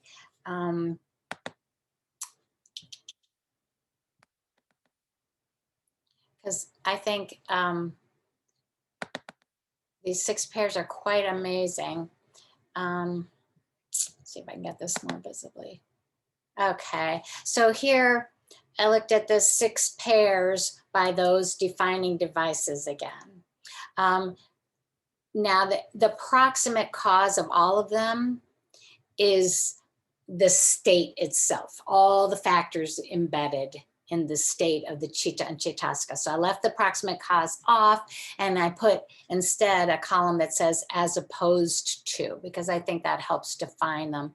So I kind of went through the characteristics and the functions are, you know, they use a lot of crushing here, but crushing tranquility crushes mental disturbance, which is kind of humorous, but that's how it's described.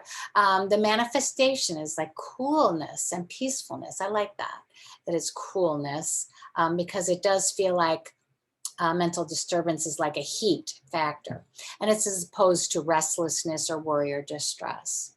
The Pali word is pasadi.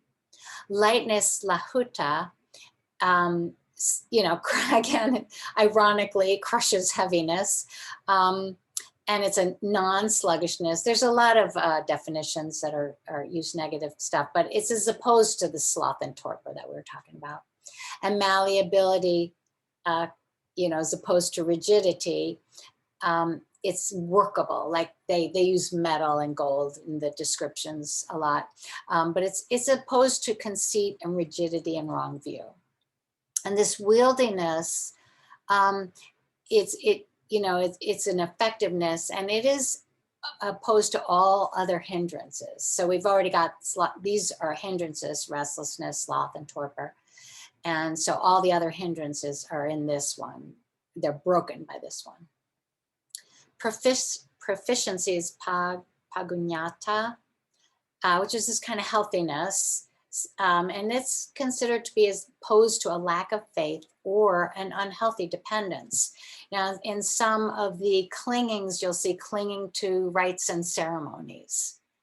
And that is, I think, the type of unhealthy dependence they're talking about there, where you're clinging to something as opposed to really understanding the core of it and having faith in it. And rectitude is this kind of straight up, I think of it as related to sila, jukata, and it's non-crookedness. It's as opposed to hypocrisy, fraudulence, or twistedness.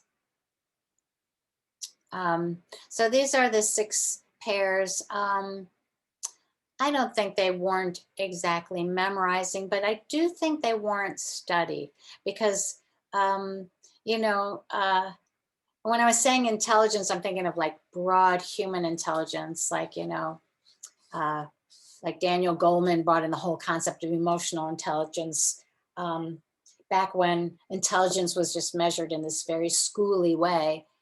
But this is like huge intelligence. This is the mind being like sort of Olympic athlete kind of intelligence, having all of this.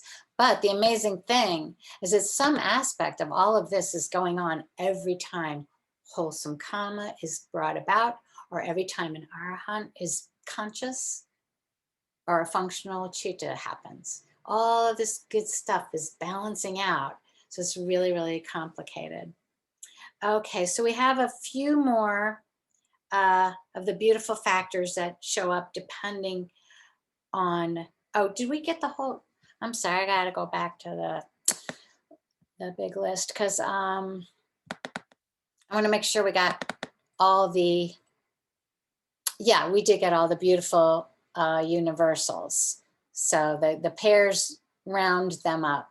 And now we have occasionals for the universal, occasional for the beautiful chaitasikas. Okay, so the first 3 are abstinences, which are right speech, right action, and right livelihood. And you might be noticing the eightfold path in the chaitasikas, and it's there. And we can look at that very specifically if we have time in a bit. But these are considered beautiful factors that only occur in certain circumstances. In the sense sphere, you can only have one at a time because the circumstances have to do with the fact that you are actually restraining from doing wrong speech, action, or livelihood. It's kind of an oddball thing, I think, to throw in here, but but there it is. And they occur together in certain, I think they occur together in the Arhat consciousnesses because they're given there, but they don't occur together in the jhana consciousnesses because there is not the opportunity to do the wrong things so that the abstinence isn't active. It's a little confusing, but those are the 3 abstinences as occasional beautiful factors. Then we have the illimitables. Now, of the Brahma Viharas, the divine abodes or sublime states, we've already referred to 2 of them because loving kindness or metta is a mode of non-hatred, and equanimity, upekkha, is a mode of neutrality of mind, which we saw is that was number 34, and the non-hatred was number 33. So the Brahma Viharas are not, again, the same as the Chaitasikas, but the Chaitasikas are kind of necessary conditions for them, or they are present when the Brahma Vihara is present. It's kind of like how we were talking about the other day about how the Chittas are usually found in the sphere for which they are named, but they are not the same as the sphere. Well, it's kind of the same thing here. These are not the same as the Brahma Viharas, but they are found in those spheres. So because we already kind of accounted for 2 of the 4, the other 2 are kind of thrown in here. I'm sure not thrown in, but carefully placed here. Compassion or karuna, is feeling and helping promote the removing of suffering in others, seeing helplessness and addressing it, and not just being swamped in sorrow, but addressing sorrow. And then appreciative joy is the opposite of the envy that we saw on number 22.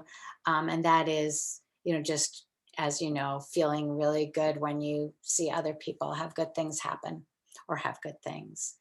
And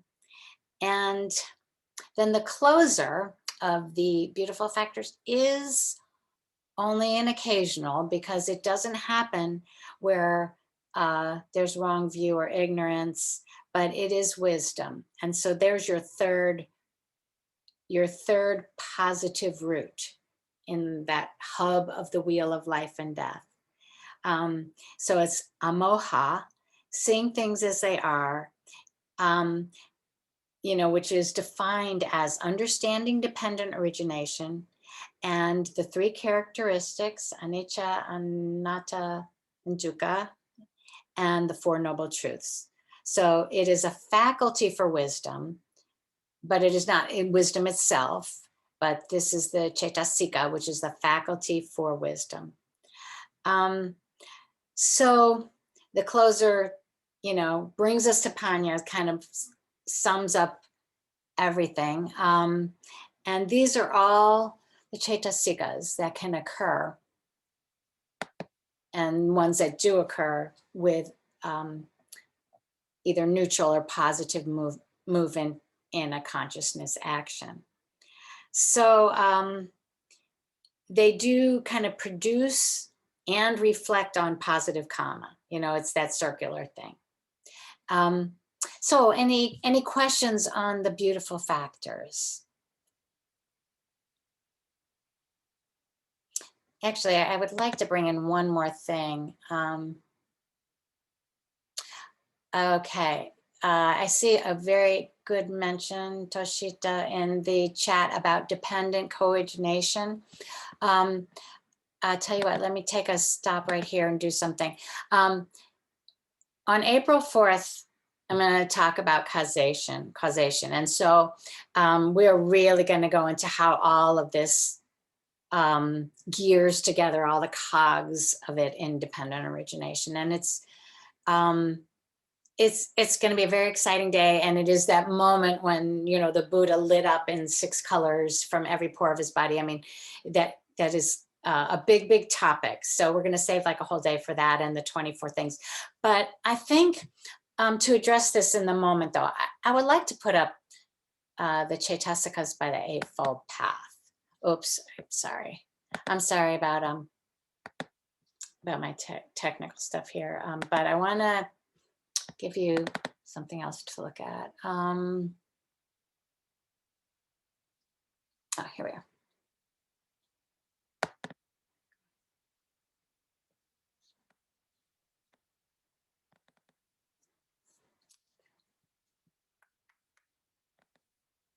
And you can tell me if this kind of addresses enough for right now, but to me, this is kind of a bridge between what you're asking and between dependent origination and the actual Chaitasikas, which is sort of saying how they play out in the Eightfold Path. So, right view is essentially defined as the Chaitasika of wisdom. And right intention is tied in with initial application, which is interesting because it's ethically neutral. But when it's right intention, that initial application is moving, that's kind of your adverting to intention moment. It's very interesting. You would think it might be volition, but it's not, it's that. And then you have right speech, action, and livelihood as the abstinences.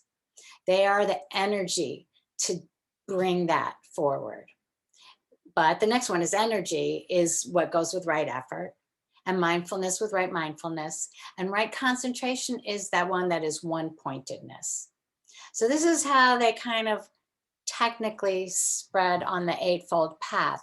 But you can see how the beautiful Chaitasikas are supportive of how all of them support this and support the kind of fold of eightfold. I think that word is so important, eightfold, because everything is always folding together. And you can see how, for instance, the pairs and the kind of blending of agility and kind of flexibility and strength are important in everything. And you can definitely see how the three positive roots are important in everything. So I think just for a summary statement about dependent origination, it's a lot what I keep saying about circular definitions. And maybe that's a more important point too, that when I say this creates that, but that's defined by that, or this produces that, but that manifests in that, that is another way of saying dependent origination. That we can't really say that the Chaitasika creates the Chitta, or the Chitta creates the Chaitasika, or that the whole mental body there creates the event. It's just this constant interactivity of the forces. And that really is where I think we are landing with dependent origination. Does that help with your question a little, Toshita?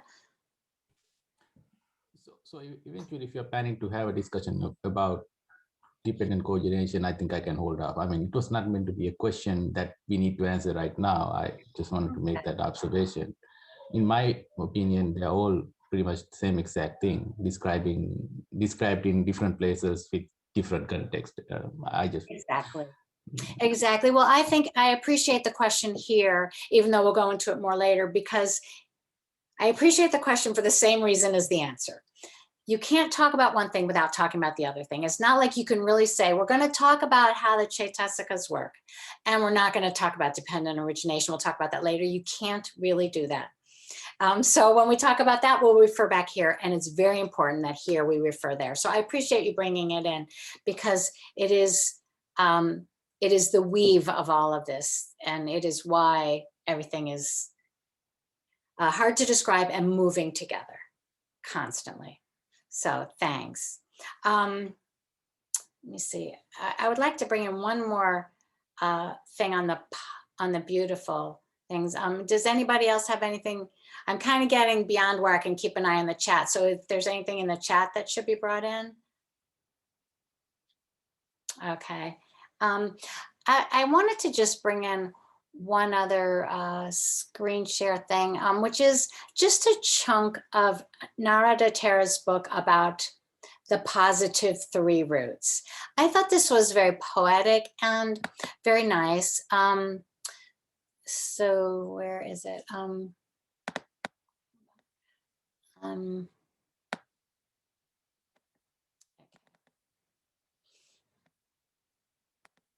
Okay.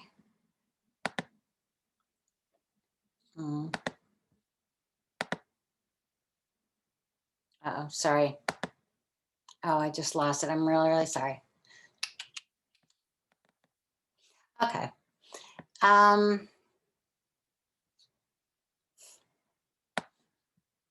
right, can you see it? I've got the thingy where I can make it a little bigger too. All right. This is why I like this chapter here. And he talks about the three roots, and some ways it seem a little mystical, and some ways it seem culturally very different from us, and some ways it seem a little magical, but I think it really fills it out and makes it less technical. Would anybody like to read a bit of this, like starting right here of these three? Does anybody have a good reading voice? I know you all do. I can do it. Thank you so much. So, of these three, aloha has the characteristic of non-adhesion of the mind to an object, or of not sticking like a drop of water on a lotus leaf. Its function is non-appropriation, like an emancipated bhikkhu or arhat. Its manifestation is detachment, like a man fallen in filth. Adosa has the characteristic of non-churlishness or non-resentment, like an agreeable friend. Its function is the suppression of annoyance or feverishness, like sandalwood. Its manifestation is loveliness, like the full moon. Of these three, again, aloha is opposed to the taint of selfishness, adosa to that of impurity, dusilya, and amoha to the non-development of moral conditions. Aloha is the cause of generosity, adosa of morality, amoha of meditation. Through aloha, there arises no sorrow from rebirth, since the former is opposed to the craving, and the latter is the root of craving. Through adosa, there arises no sorrow from decay, since the intensely hateful become quickly aged. Through amoha, there is no sorrow from death, for a bewildered death is painful. There is no such death for the undiluted. Through aloha, the extreme of indulgence in sensual pleasure is inhibited. Through adosa, that of self-mortification. Through amoha, there is training according to the middle path. Aloha is conducive to the acquisition of wealth, for by generosity wealth is obtained. Adosa is conducive to the acquisition of friends, for by loving kindness friends are won and are not lost. Amoha is conducive to personal achievements, for the undiluted person, doing only what is beneficial to himself, regulates his own self. Thank you so much for that break for my voice there. But I actually kind of misspoke. I mean, this is in Narada Tera's book, but it's from the Atta Salini, which is a commentary. But I like it because it does do a little bit more with dependent origination in a way by talking about, I mean, it talks about what these things cause, like magically, like if you're generous, you're just going to become rich, which isn't always true, but yet it is, isn't it? And you know, and I like that middle way part. That's very, very helpful. The way that's explained. I like that part about through amoha, there's no sorrow from death, for bewildered death is painful. I think that's a great definition of what is difficult about death is when you're bewildered. And of course we are, because we're alive and we don't know it. But that's of course also why our practice and our understandings, and even things like the protective meditation of meditating on death awareness is helpful, because it does take some of the bewilderment out of death. And if you had to say, well, what would help us prepare for death, I would say that's it. Be less bewildered. But I like that word, and I just like the the more poetic loveliness, like the full moon. The description. So this kind of hits us on a bunch of different levels about the beautiful factors and the beautiful roots in particular. And I like the commentary, and I think sometimes it's good to just get out of the lists and go up to the commentary and let them, kind of flush it out and, bring it to us in a few other ways. So that now, the 52 Chaitasikas, and you have a sense of them. And why don't we take a short break? Because we just go a little bit more, like till the end of this hour, right? Okay, let's take a short break. It's 10:06. Let's just 10:07. All right, let's come back at 10:15, and we're going to do association and combination methods. So take your 52 Chaitasikas, take your 121 Chittas that I know you remember every single one from 2 weeks ago, right? And start gridding them up in your mind for a few minutes, and then we'll look at that at 10:15. Okay, see ya. I think the commentaries, they're very helpful. They kind of take us, they're kind of in between, raw, pure Abhidhamma matrices and, like, say, a sutta story. Is the commentary kind of gives you that middle ground. And I feel like the imagery and just the language is really useful in certain points more than others. But I loved that piece. It's like 400 and some odd pages.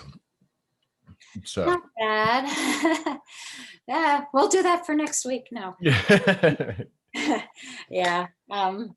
These books get dense, but that's cool. I think, yeah, I mean, I was so raised with hard copy. It's a little hard for me to spend a lot of time looking at things on the screen.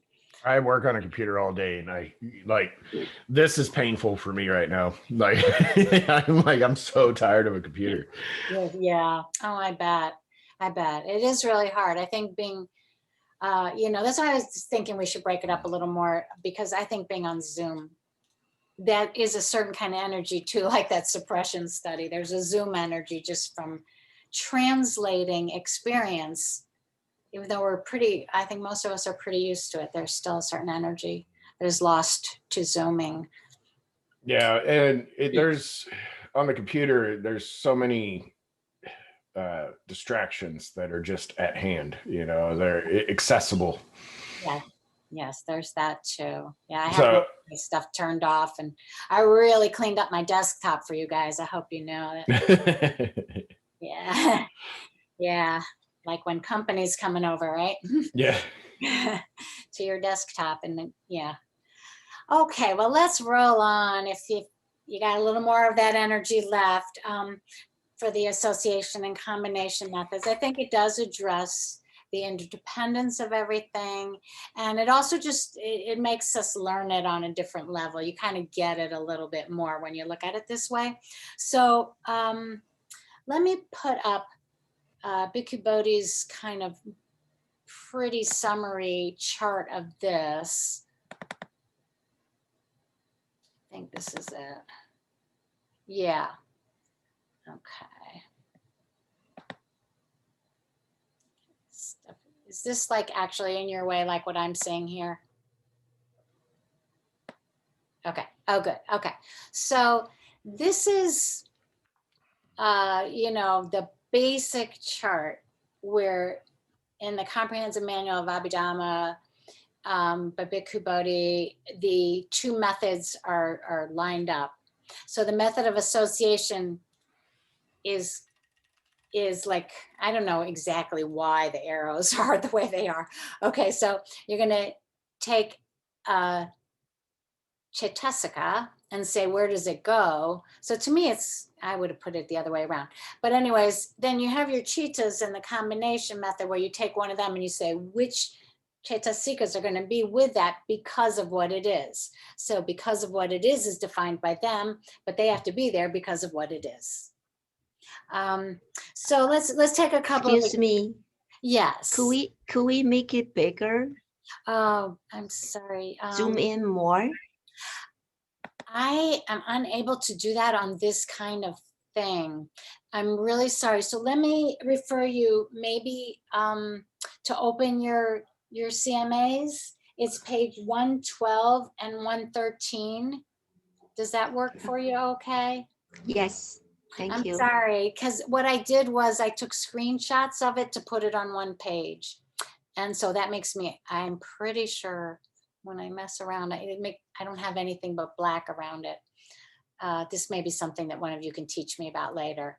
But I think kind of the overall visual is really important, because what you see across, since we just did the Chaitasikas, look across the top, and that first chunk, oh, that does not help you. This first chunk here you have your 7 universals in one line. And then these are your occasionals. And remember, they were sort of about energy and, digging in and chewing up the object. So you can see that they are, they're very important going all the way through here. This down here is where you get to your jhanas. So you're seeing holes in those energy ones, because the jhana trainings are training you to be less energy expending. You drop the factors, because as you train higher and higher in the jhanas, you're expending less energy to maintain the state. So that's why you're seeing them drop out there. And then here, you see your universal unwholesome. So they're just going through your unwholesome chittas. And, then you have your occasional unwholesome. So it's kind of patchworky there. And then, well, actually your occasionals are all here. So I just think the overall visual is kind of like you see the patchwork logic. Then now you're getting, even though it's a small section, there's all those beautiful chaitasikas, and this little thing is your 19 universal beautiful chaitasikas. They're all, you see as you get to sense sphere wholesome, they're all there. So this is sense sphere wholesome, resultant and functional. And this is where you're getting to the jhanas, and this is where you're getting to the arahant states. So you're seeing these kick in more and more. And, basically where you have patchwork here is a lot about the abstinences. They apply in different ways. But let's look at it, just think through a couple. We did that combination method with Naraditera's number 1, so that's where, remember, we got to a total of 19. That's what these totals are. How many chaitasikas go with that chitta? So we did that one. Let's look at one that's a little bit, I'll read it out loud so you can get the visual, but then you'll know the specifics. All right, let's do number 55 I have here. I don't know which one that is. It's the first jhana consciousness. Okay, all right, so it's right here. Okay, so being the first jhana, it has, everything has the 7 universals, then it has all the occasionals, because it's turning them all in a good direction. It's starting all that energy. The first jhana is a very like, I'm digging in, I'm heading out kind of moment. And so they're all there. And then you don't have any of these unwholesome ones. And then you have all of your beautifuls, except what is that? The abstinences. Okay, you don't have the abstinences because you're sitting in meditation, and apparently there is no temptation or inclination to do any of those things that you have to fight. So the abstinences are not relevant. So that gives us a total of, I think, 50. No, that was number 55. It gives us a total of 35 chaitasikas that go with that. Now, as you go up the jhana levels, you're going to be dropping the jhana factors. So if number 55 has 35 Chaitasikas, how many does number 56 have? That's a real question. Okay. The first jhana level has 55, is number 55 and it has 35 Chaitasikas. What does number 56 have? 36. 34. 34. Right. You got the right number, but you moved the wrong direction. That's exactly it. It's 34 because you've dropped one, and number 57 has 33. So that's kind of a feel for that there. So let's take a real basic one. The 10 sense sphere consciousnesses. Those consciousnesses are up here. It just says 10 because there's 10 of them. And so they're like those real primal kind of just touch the object with the senses. They don't have anything going on. They're functional, I think. I'm not remembering that for sure. But anyways, they just have the universals. So there's nothing else complicated going on. That kind of, the reason why I think this is useful is because now it refers back to what we studied last time and kind of fills it in. Oh, that's how basic those are. They're so basic, they just don't have any Chaitasikas except the universals. So that kind of gives you a feel of what you can sort of get on the combination method. Now, let's do a little bit of association. And then we'll do playing around with it. Okay, so let's take an occasional indeterminate Chaitasika, which would be desire or directedness. Let me find it up here. Oh, it's right here. Okay, it's the last of our occasionals. And we're going to go down this row now and just look at like, when does that happen? Well, it's happening with all of these unwholesome things. So right up to delusion. So that's interesting that it sort of says that directedness is important in the unwholesome grabbiness and grabbiness of reality. But it stops when we get to delusion rooted, because you're not going to be very decisive where you're that confused and deluded. It's not going to happen. So it stops there. You really don't have any direction without roots. And with delusion, all right, you can't see enough to have a clear direction. All right. Okay. Okay. Does it go anywhere else? Let's just follow it down a little bit. This is very, gets complicated. Oh, it does kick in. It kicks back in then when we get to the wholesome and the higher level meditative attainment consciousnesses. So it kicks back in, okay? It's not in the 10 sense consciousnesses, and it's not where there is doubt, but there is some kind of, this is like a good usage of desire as we see it running all the way through there. So on the bottom, you have a number of how many chitas it's in. And if you do the 121 system, this is in 101 of them. So it's one of the occasionals, but it's pretty frequently occasional. Okay, this is hard, huh? Okay, let's look at wisdom because it's a little more clear cut. You do not have wisdom all the way through here, all the way through most of these are the kind of active consciousnesses that take in perception, the 5-door adverting, the investigating, all of these are without wisdom. Not to say that they're deluded, but they are not with wisdom. But then it's going to kick in, and some of the wholesomes, and you see a little checkerboard here, because remember, some of the wholesomes are with right view and then some are not with right view. So that's why you see a checkerboard there. And then it's going to be consistent through the jhanas and the higher attainments. So you can have these positive states without the root of wisdom. Because remember that the 3 binaries, that was one of the binaries, with or without correct view. Okay, are you guys hanging in okay? We're just gonna do a couple more and then I'm gonna ask you a question. Like I said, the abstinences are not in the functional chittas because there's no karma producing potential there. And they're not in the sublime chittas either because it's not relevant for those types of consciousnesses because there's no potential for negative karma. And zest is not with hate because here's your zest. You'll see it's not with your hate rooted or this is your prompted greed rooted.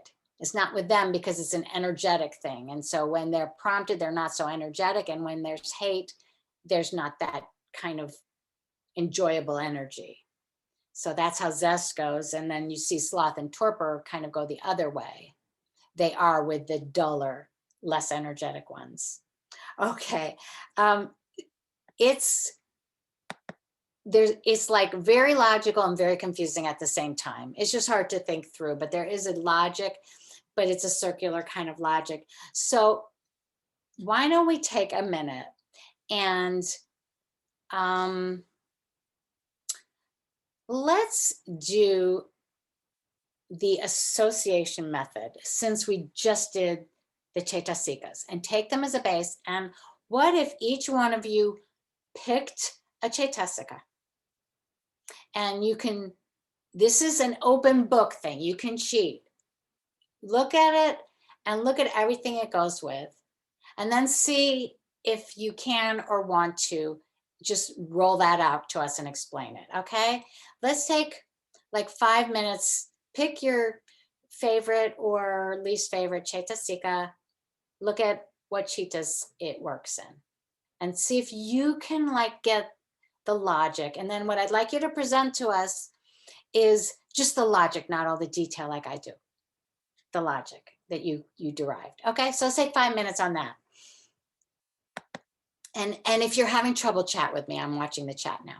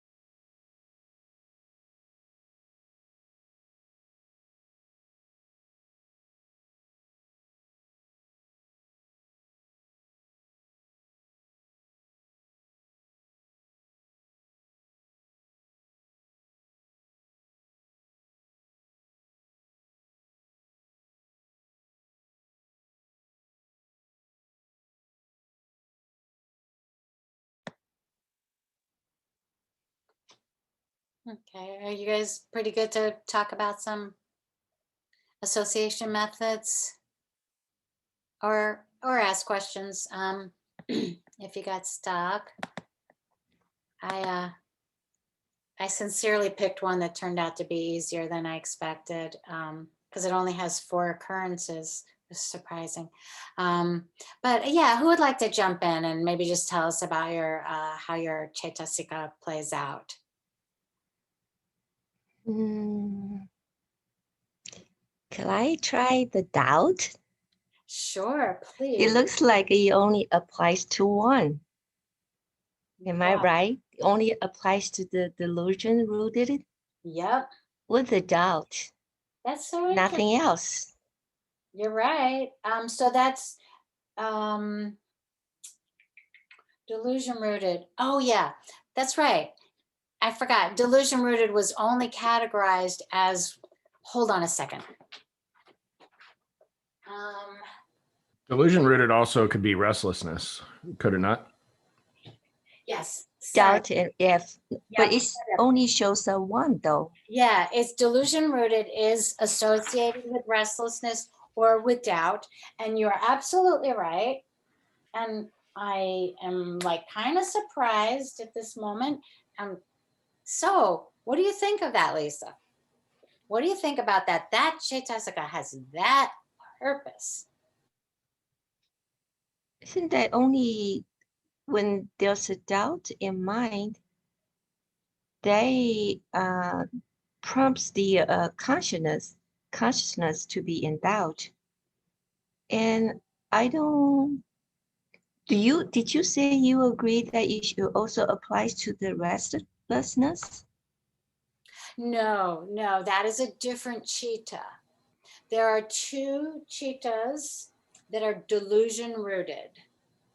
And remember that if they are greed and hatred deluded, no, back that up. If they are greed and hatred rooted, they are also delusion rooted.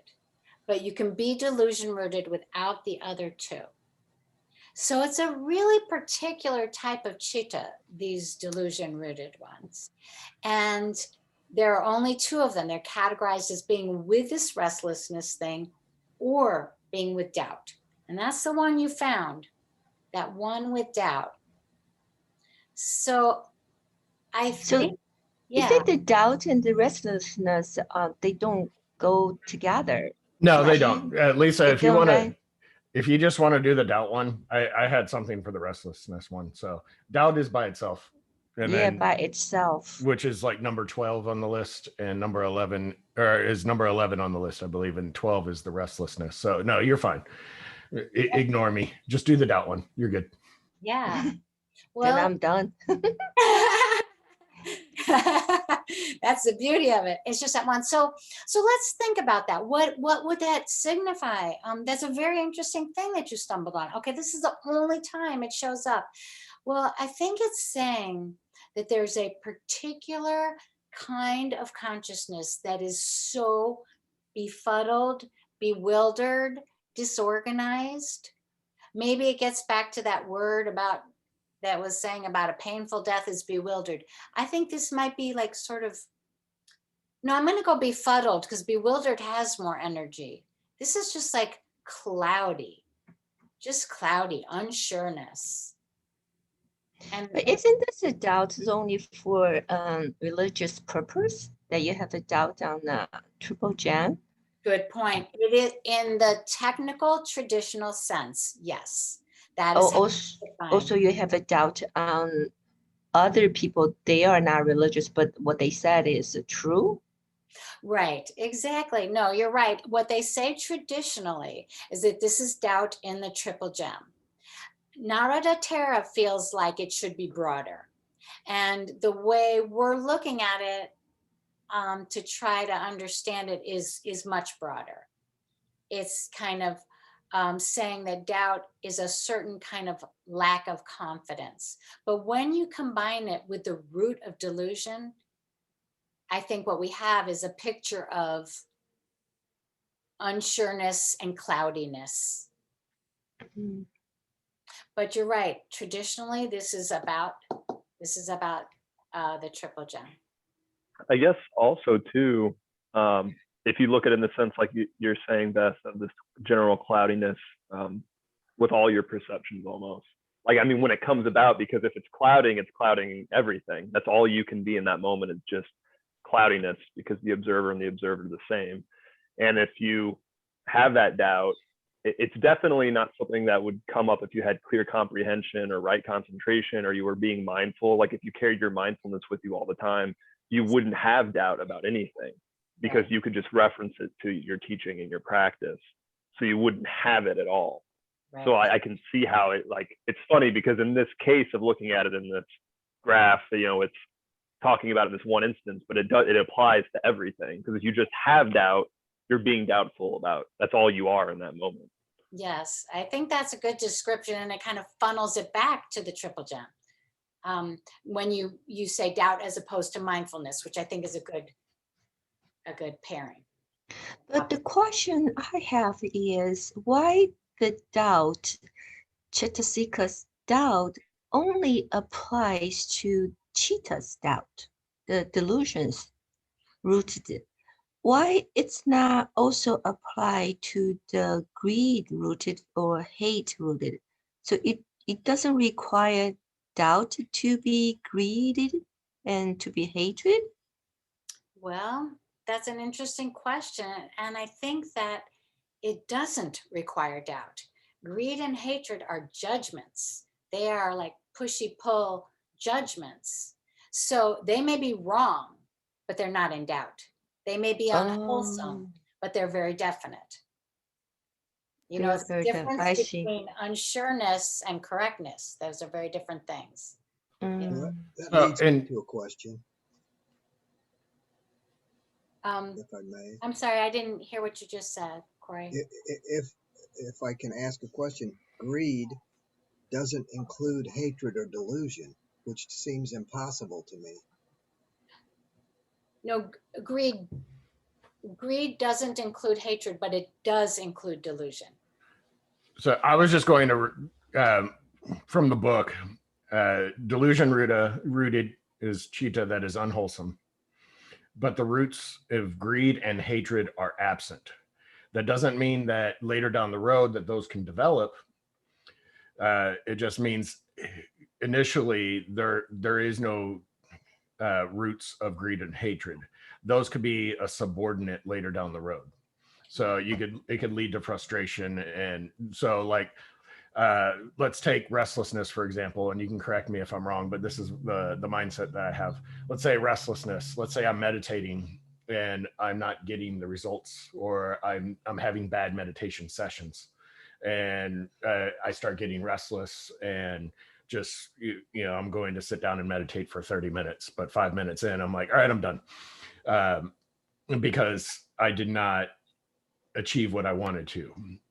That you could also put that in the same sense of doubt. Let's say you're reading the Dhamma and you're trying to practice the Dhamma, but you're not seeing the results of your practice, and you start doubting its practice. Then, you know, maybe a year later, through your practice and your doubt, you start holding resentment towards that, and you start getting angry because you're putting all this effort in, or you start, maybe you had a bad experience and now all of a sudden you have an aversion to it and you start hating it. So that's how I understand it. So you don't initially have to have the greed or the hatred towards it. It's an initial onset of a delusion that you're developing. Does that make sense? Yeah, I think it does. I would say, though, it does make sense that doubt isn't, this cloudy doubt we're talking about isn't always preliminary to the other types of roots, but it can be. Right. It's not a necessary thing. It has the potential to be there. But I would say that at the moment that you are disappointed in your practice, I think then you have already added a greed root. Okay. Yeah, maybe I didn't word it right, but maybe you don't label it, but you just kind of like, you're Right. not seeing the results, so you just kind of like, all right, whatever, and just apathetic about it, as Yes. opposed to like, but it doesn't mean that later down the road it doesn't develop into that. Absolutely. I want to get back to you, Lee, though, because I'm not sure we answered your question. Did we? No, I'm still confused. Okay, tell me the question some more. Okay, so if you look at the Chaitanya in chart or table 2.4 and you find greed, you go down and greed is the first 8 chitas, right? Right. No, yeah, the first 8. It Yeah. leaves off hatred and delusion. And what I'm saying is I don't know how you can have greed without hatred or delusion. Okay, well, you're half there. Greed is always with delusion, okay? So greed and hatred are always with delusion. Well, why So is it listed? It's not listed in the chart. what page? I'm sorry, are you on the CMA? I'm on the chart 2.4. Maybe I'm using the chart wrong. What's the page number? Maybe One if you consider it as other delusion rooted. So how about this? All champagne is sparkling wine, but not all sparkling wine is champagne. So okay. you could be, you can have greed, or you have greed with delusion, but you don't always have to have delusion with greed or hatred. So if you have greed or hatred, there is delusion, but with delusion, there isn't always greed or hatred. Yeah. Okay, so if you look at the chart, it doesn't give that option. I'm confused. I want to say one other thing. Just greed and hatred, just as we think of them, they could combine, but as Abhidhamma definitions, they cannot combine because greed is an essential pulling in and hatred is an essential pushing away. They're different energies like the magnet. So Okay. greed and hatred will not be together, but either one of them will be with delusion. And delusion can be without anything. Now, I want to understand, I'm on chart 2. I'm on chart 2.3. That's why I'm having trouble. Is Okay, chart yeah. 2.4 is that big one I put up? Yes. Okay, so you are having trouble with which line? Well, it's the greed portion, but I think you just answered it. Oh, okay. Okay, so delusion, yeah. Right. Right. You're not going to be, right. Okay, so you have greed on the first ones, not with hate and not with delusion. Okay, that did clear it up. I think so. Okay, it is funny because yeah, you have greed as the definition of the chitta, and then you look over there. But yeah, that is the thing. Greed and hatred are opposed to each other, but you will never have greed or hatred without delusion, because to grab things and to push them away is just a delusional action. I mean, it's rooted in a misunderstanding of reality that we do those actions. So they're always with delusion, but they're not with each other. And this idea that Lisa brings up, that delusion can actually just float around by itself, is a little bit of a vague, weird thing, but it is a thing. And that delusion, just a sort of cloudiness. And I don't know, I think of it maybe, I'm thinking of it in clinical terms of delusions, of like real symptomatic delusions, where greed and hatred almost do become irrelevant because the world is seen in such an ambiguous, confusing, distorted way. But that apparently can happen because we see it here. And you bring up a good one. So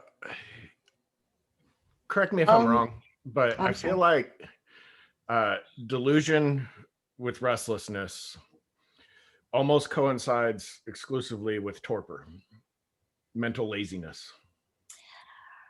Well, we have a little problem there, I'm afraid, Corey, because restlessness is a high energy and torpor is a low energy. That's fair. Yeah. I- Just in that kind of Abhidhamma definition of things, you know, there is a kind of an energy scale in a lot of these words. And so Yeah. those are on different ends of it. I think it's, you know, it could get back to this idea that we were talking about before, where restlessness is, am I right? One of the universal unwholesomes. Yes, it is one of the 4 universal unwholesome cetasikas. Remember, there were the 2 that were kind of ethical, and then there was restlessness, and what was the other one? Yeah. See, this is what happens after a while. These lists just start slipping right out from under you. I must get that. I'm sorry. Shamelessness. Oh, it was delusion. Moha. Who said that? Did somebody say that? You said it. Oh, I think somebody said something like that. But anyways, so it was the 2 ethical ones: shamelessness, fearlessness of wrongdoing, restlessness, and delusion. So there you have them paired again. And maybe it gets back to that thing about like, there's some kind of primal core stirring up anxiety, restlessness with delusion. But it is very interesting that then you get to Lisa's. Why does that one only have doubt? It's a very good question. Could I point out something, that the way that you explain why the greed and hate to the cheetahs don't have a doubt, then do we use the same way to explain why the wholesome cheetahs do not have a doubt as well? Because you are so confident that you want to do the wholesome things? I think so. I think that works for me, Lisa. Yeah, that the wholesome cheetahs have a base of some kind of confidence and faith. Okay, you got to have that kind of a faith in order to do the wholesome stuff. I think so. You have to have a directional belief. Yeah. Yeah, that makes sense to me. I thought about it. Francesca, you have a question or thought? I see doubt as a wall, like a wall to push past. Quite literally, if you're climbing a rock wall, you know, that you start and then you stop and you say, I can't do this. And then you rise up your wherewithal and you say, oh, look, another handhold. And then you can keep going. But there's a wall you have to push through. Yeah. No, I I think kind of that's see doubt that way. So when you're wholesome, you have no doubt. There's no wall to push through. No, I like that imagery a lot. Also, because you see the next handhold, and tell Simon hello, please. Yeah, you see the next. You see the next hold. That is faith. Like, it's just, faith is there will be a next hold on the wall of doubt. That But is. you initially don't see it and you don't think you can do it. The wall has gone blank. And then all of a sudden, there's a little light. Yes. And you say, I can do this. Yes. I pushed past it. Stepping off on a zip line. You're standing there on the platform. I can't do this. It's 100 feet down. I'm only on a wire. And nobody pushes you, but you suddenly step off and everything's fine. Yes. Yes. He concurs. Yeah, no, that is, you know, those are beautiful images for faith, and it's a little inexplicable, but I do think if you're an experienced climber, which I'm not, but I'm sure that the more you do it, the more you develop faith in the next handhold. The more you develop faith, it will appear and you can do it and you can use it. And that is another definition of study, like what we're doing. Exactly. It's almost 11. I do have a question, but I could save it till the afternoon. Well, is it on this? Why don't we take your question and then we'll take a break. Okay, I'm looking at the illimitables going across to the sense sphere functional. How do you explain that applies to functionals? I thought functionals was like a 5-door adverting, Mhm. right? And the mind door adverting and the smile producing. Yeah, that's good memory. I think they could also, this could also be referring to the fact that there are arahants, sense sphere cheetahs. So the arahants who are operating in the sense sphere have these cheetahs, and the arahants get automatic all 3 illimitables. Oh. I think it might refer to that, because So- truly, like that smile producing one is an arahant one. And I agree with you that the mechanical functionals would probably not go with illimitables, because it's not like you're resisting anything. But arahant cheetahs are all automatically all 3 illimitables, because it doesn't make sense to me, because it isn't really relevant to them. But I guess it does make sense, because they are in the sense sphere, so it could be relevant, but they're past it. They are automatically past wrong speech, wrong action, or wrong livelihood. They're past it on so many levels. So I think it refers to the arahants cheetahs there, that all illimitables are there. Is that sitting okay? Ish? You look- I'll think about it. Okay, okay. Come back with it if it's still on your head. In the afternoon, I want to ask, I kind of really want to talk about a psychological comic interface. Is that interesting to you? I mean, Yes. okay. Lisa, we got a yes. I want to bring in a little, I mean, I can talk about it a little more strictly Abhidhamma, or I can bring in a little more psychology. We're going to start with, okay, you're saying yes. Okay.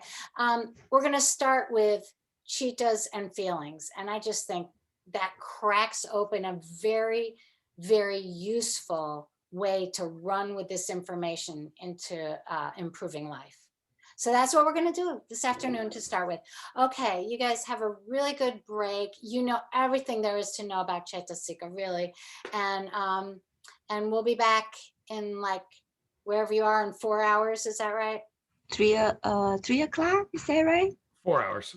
4 4 hours from now. Yeah, 4 hours from now, we'll resume. So everybody be well and have a good break. Thank Thank you, you too. Thanks. Bye.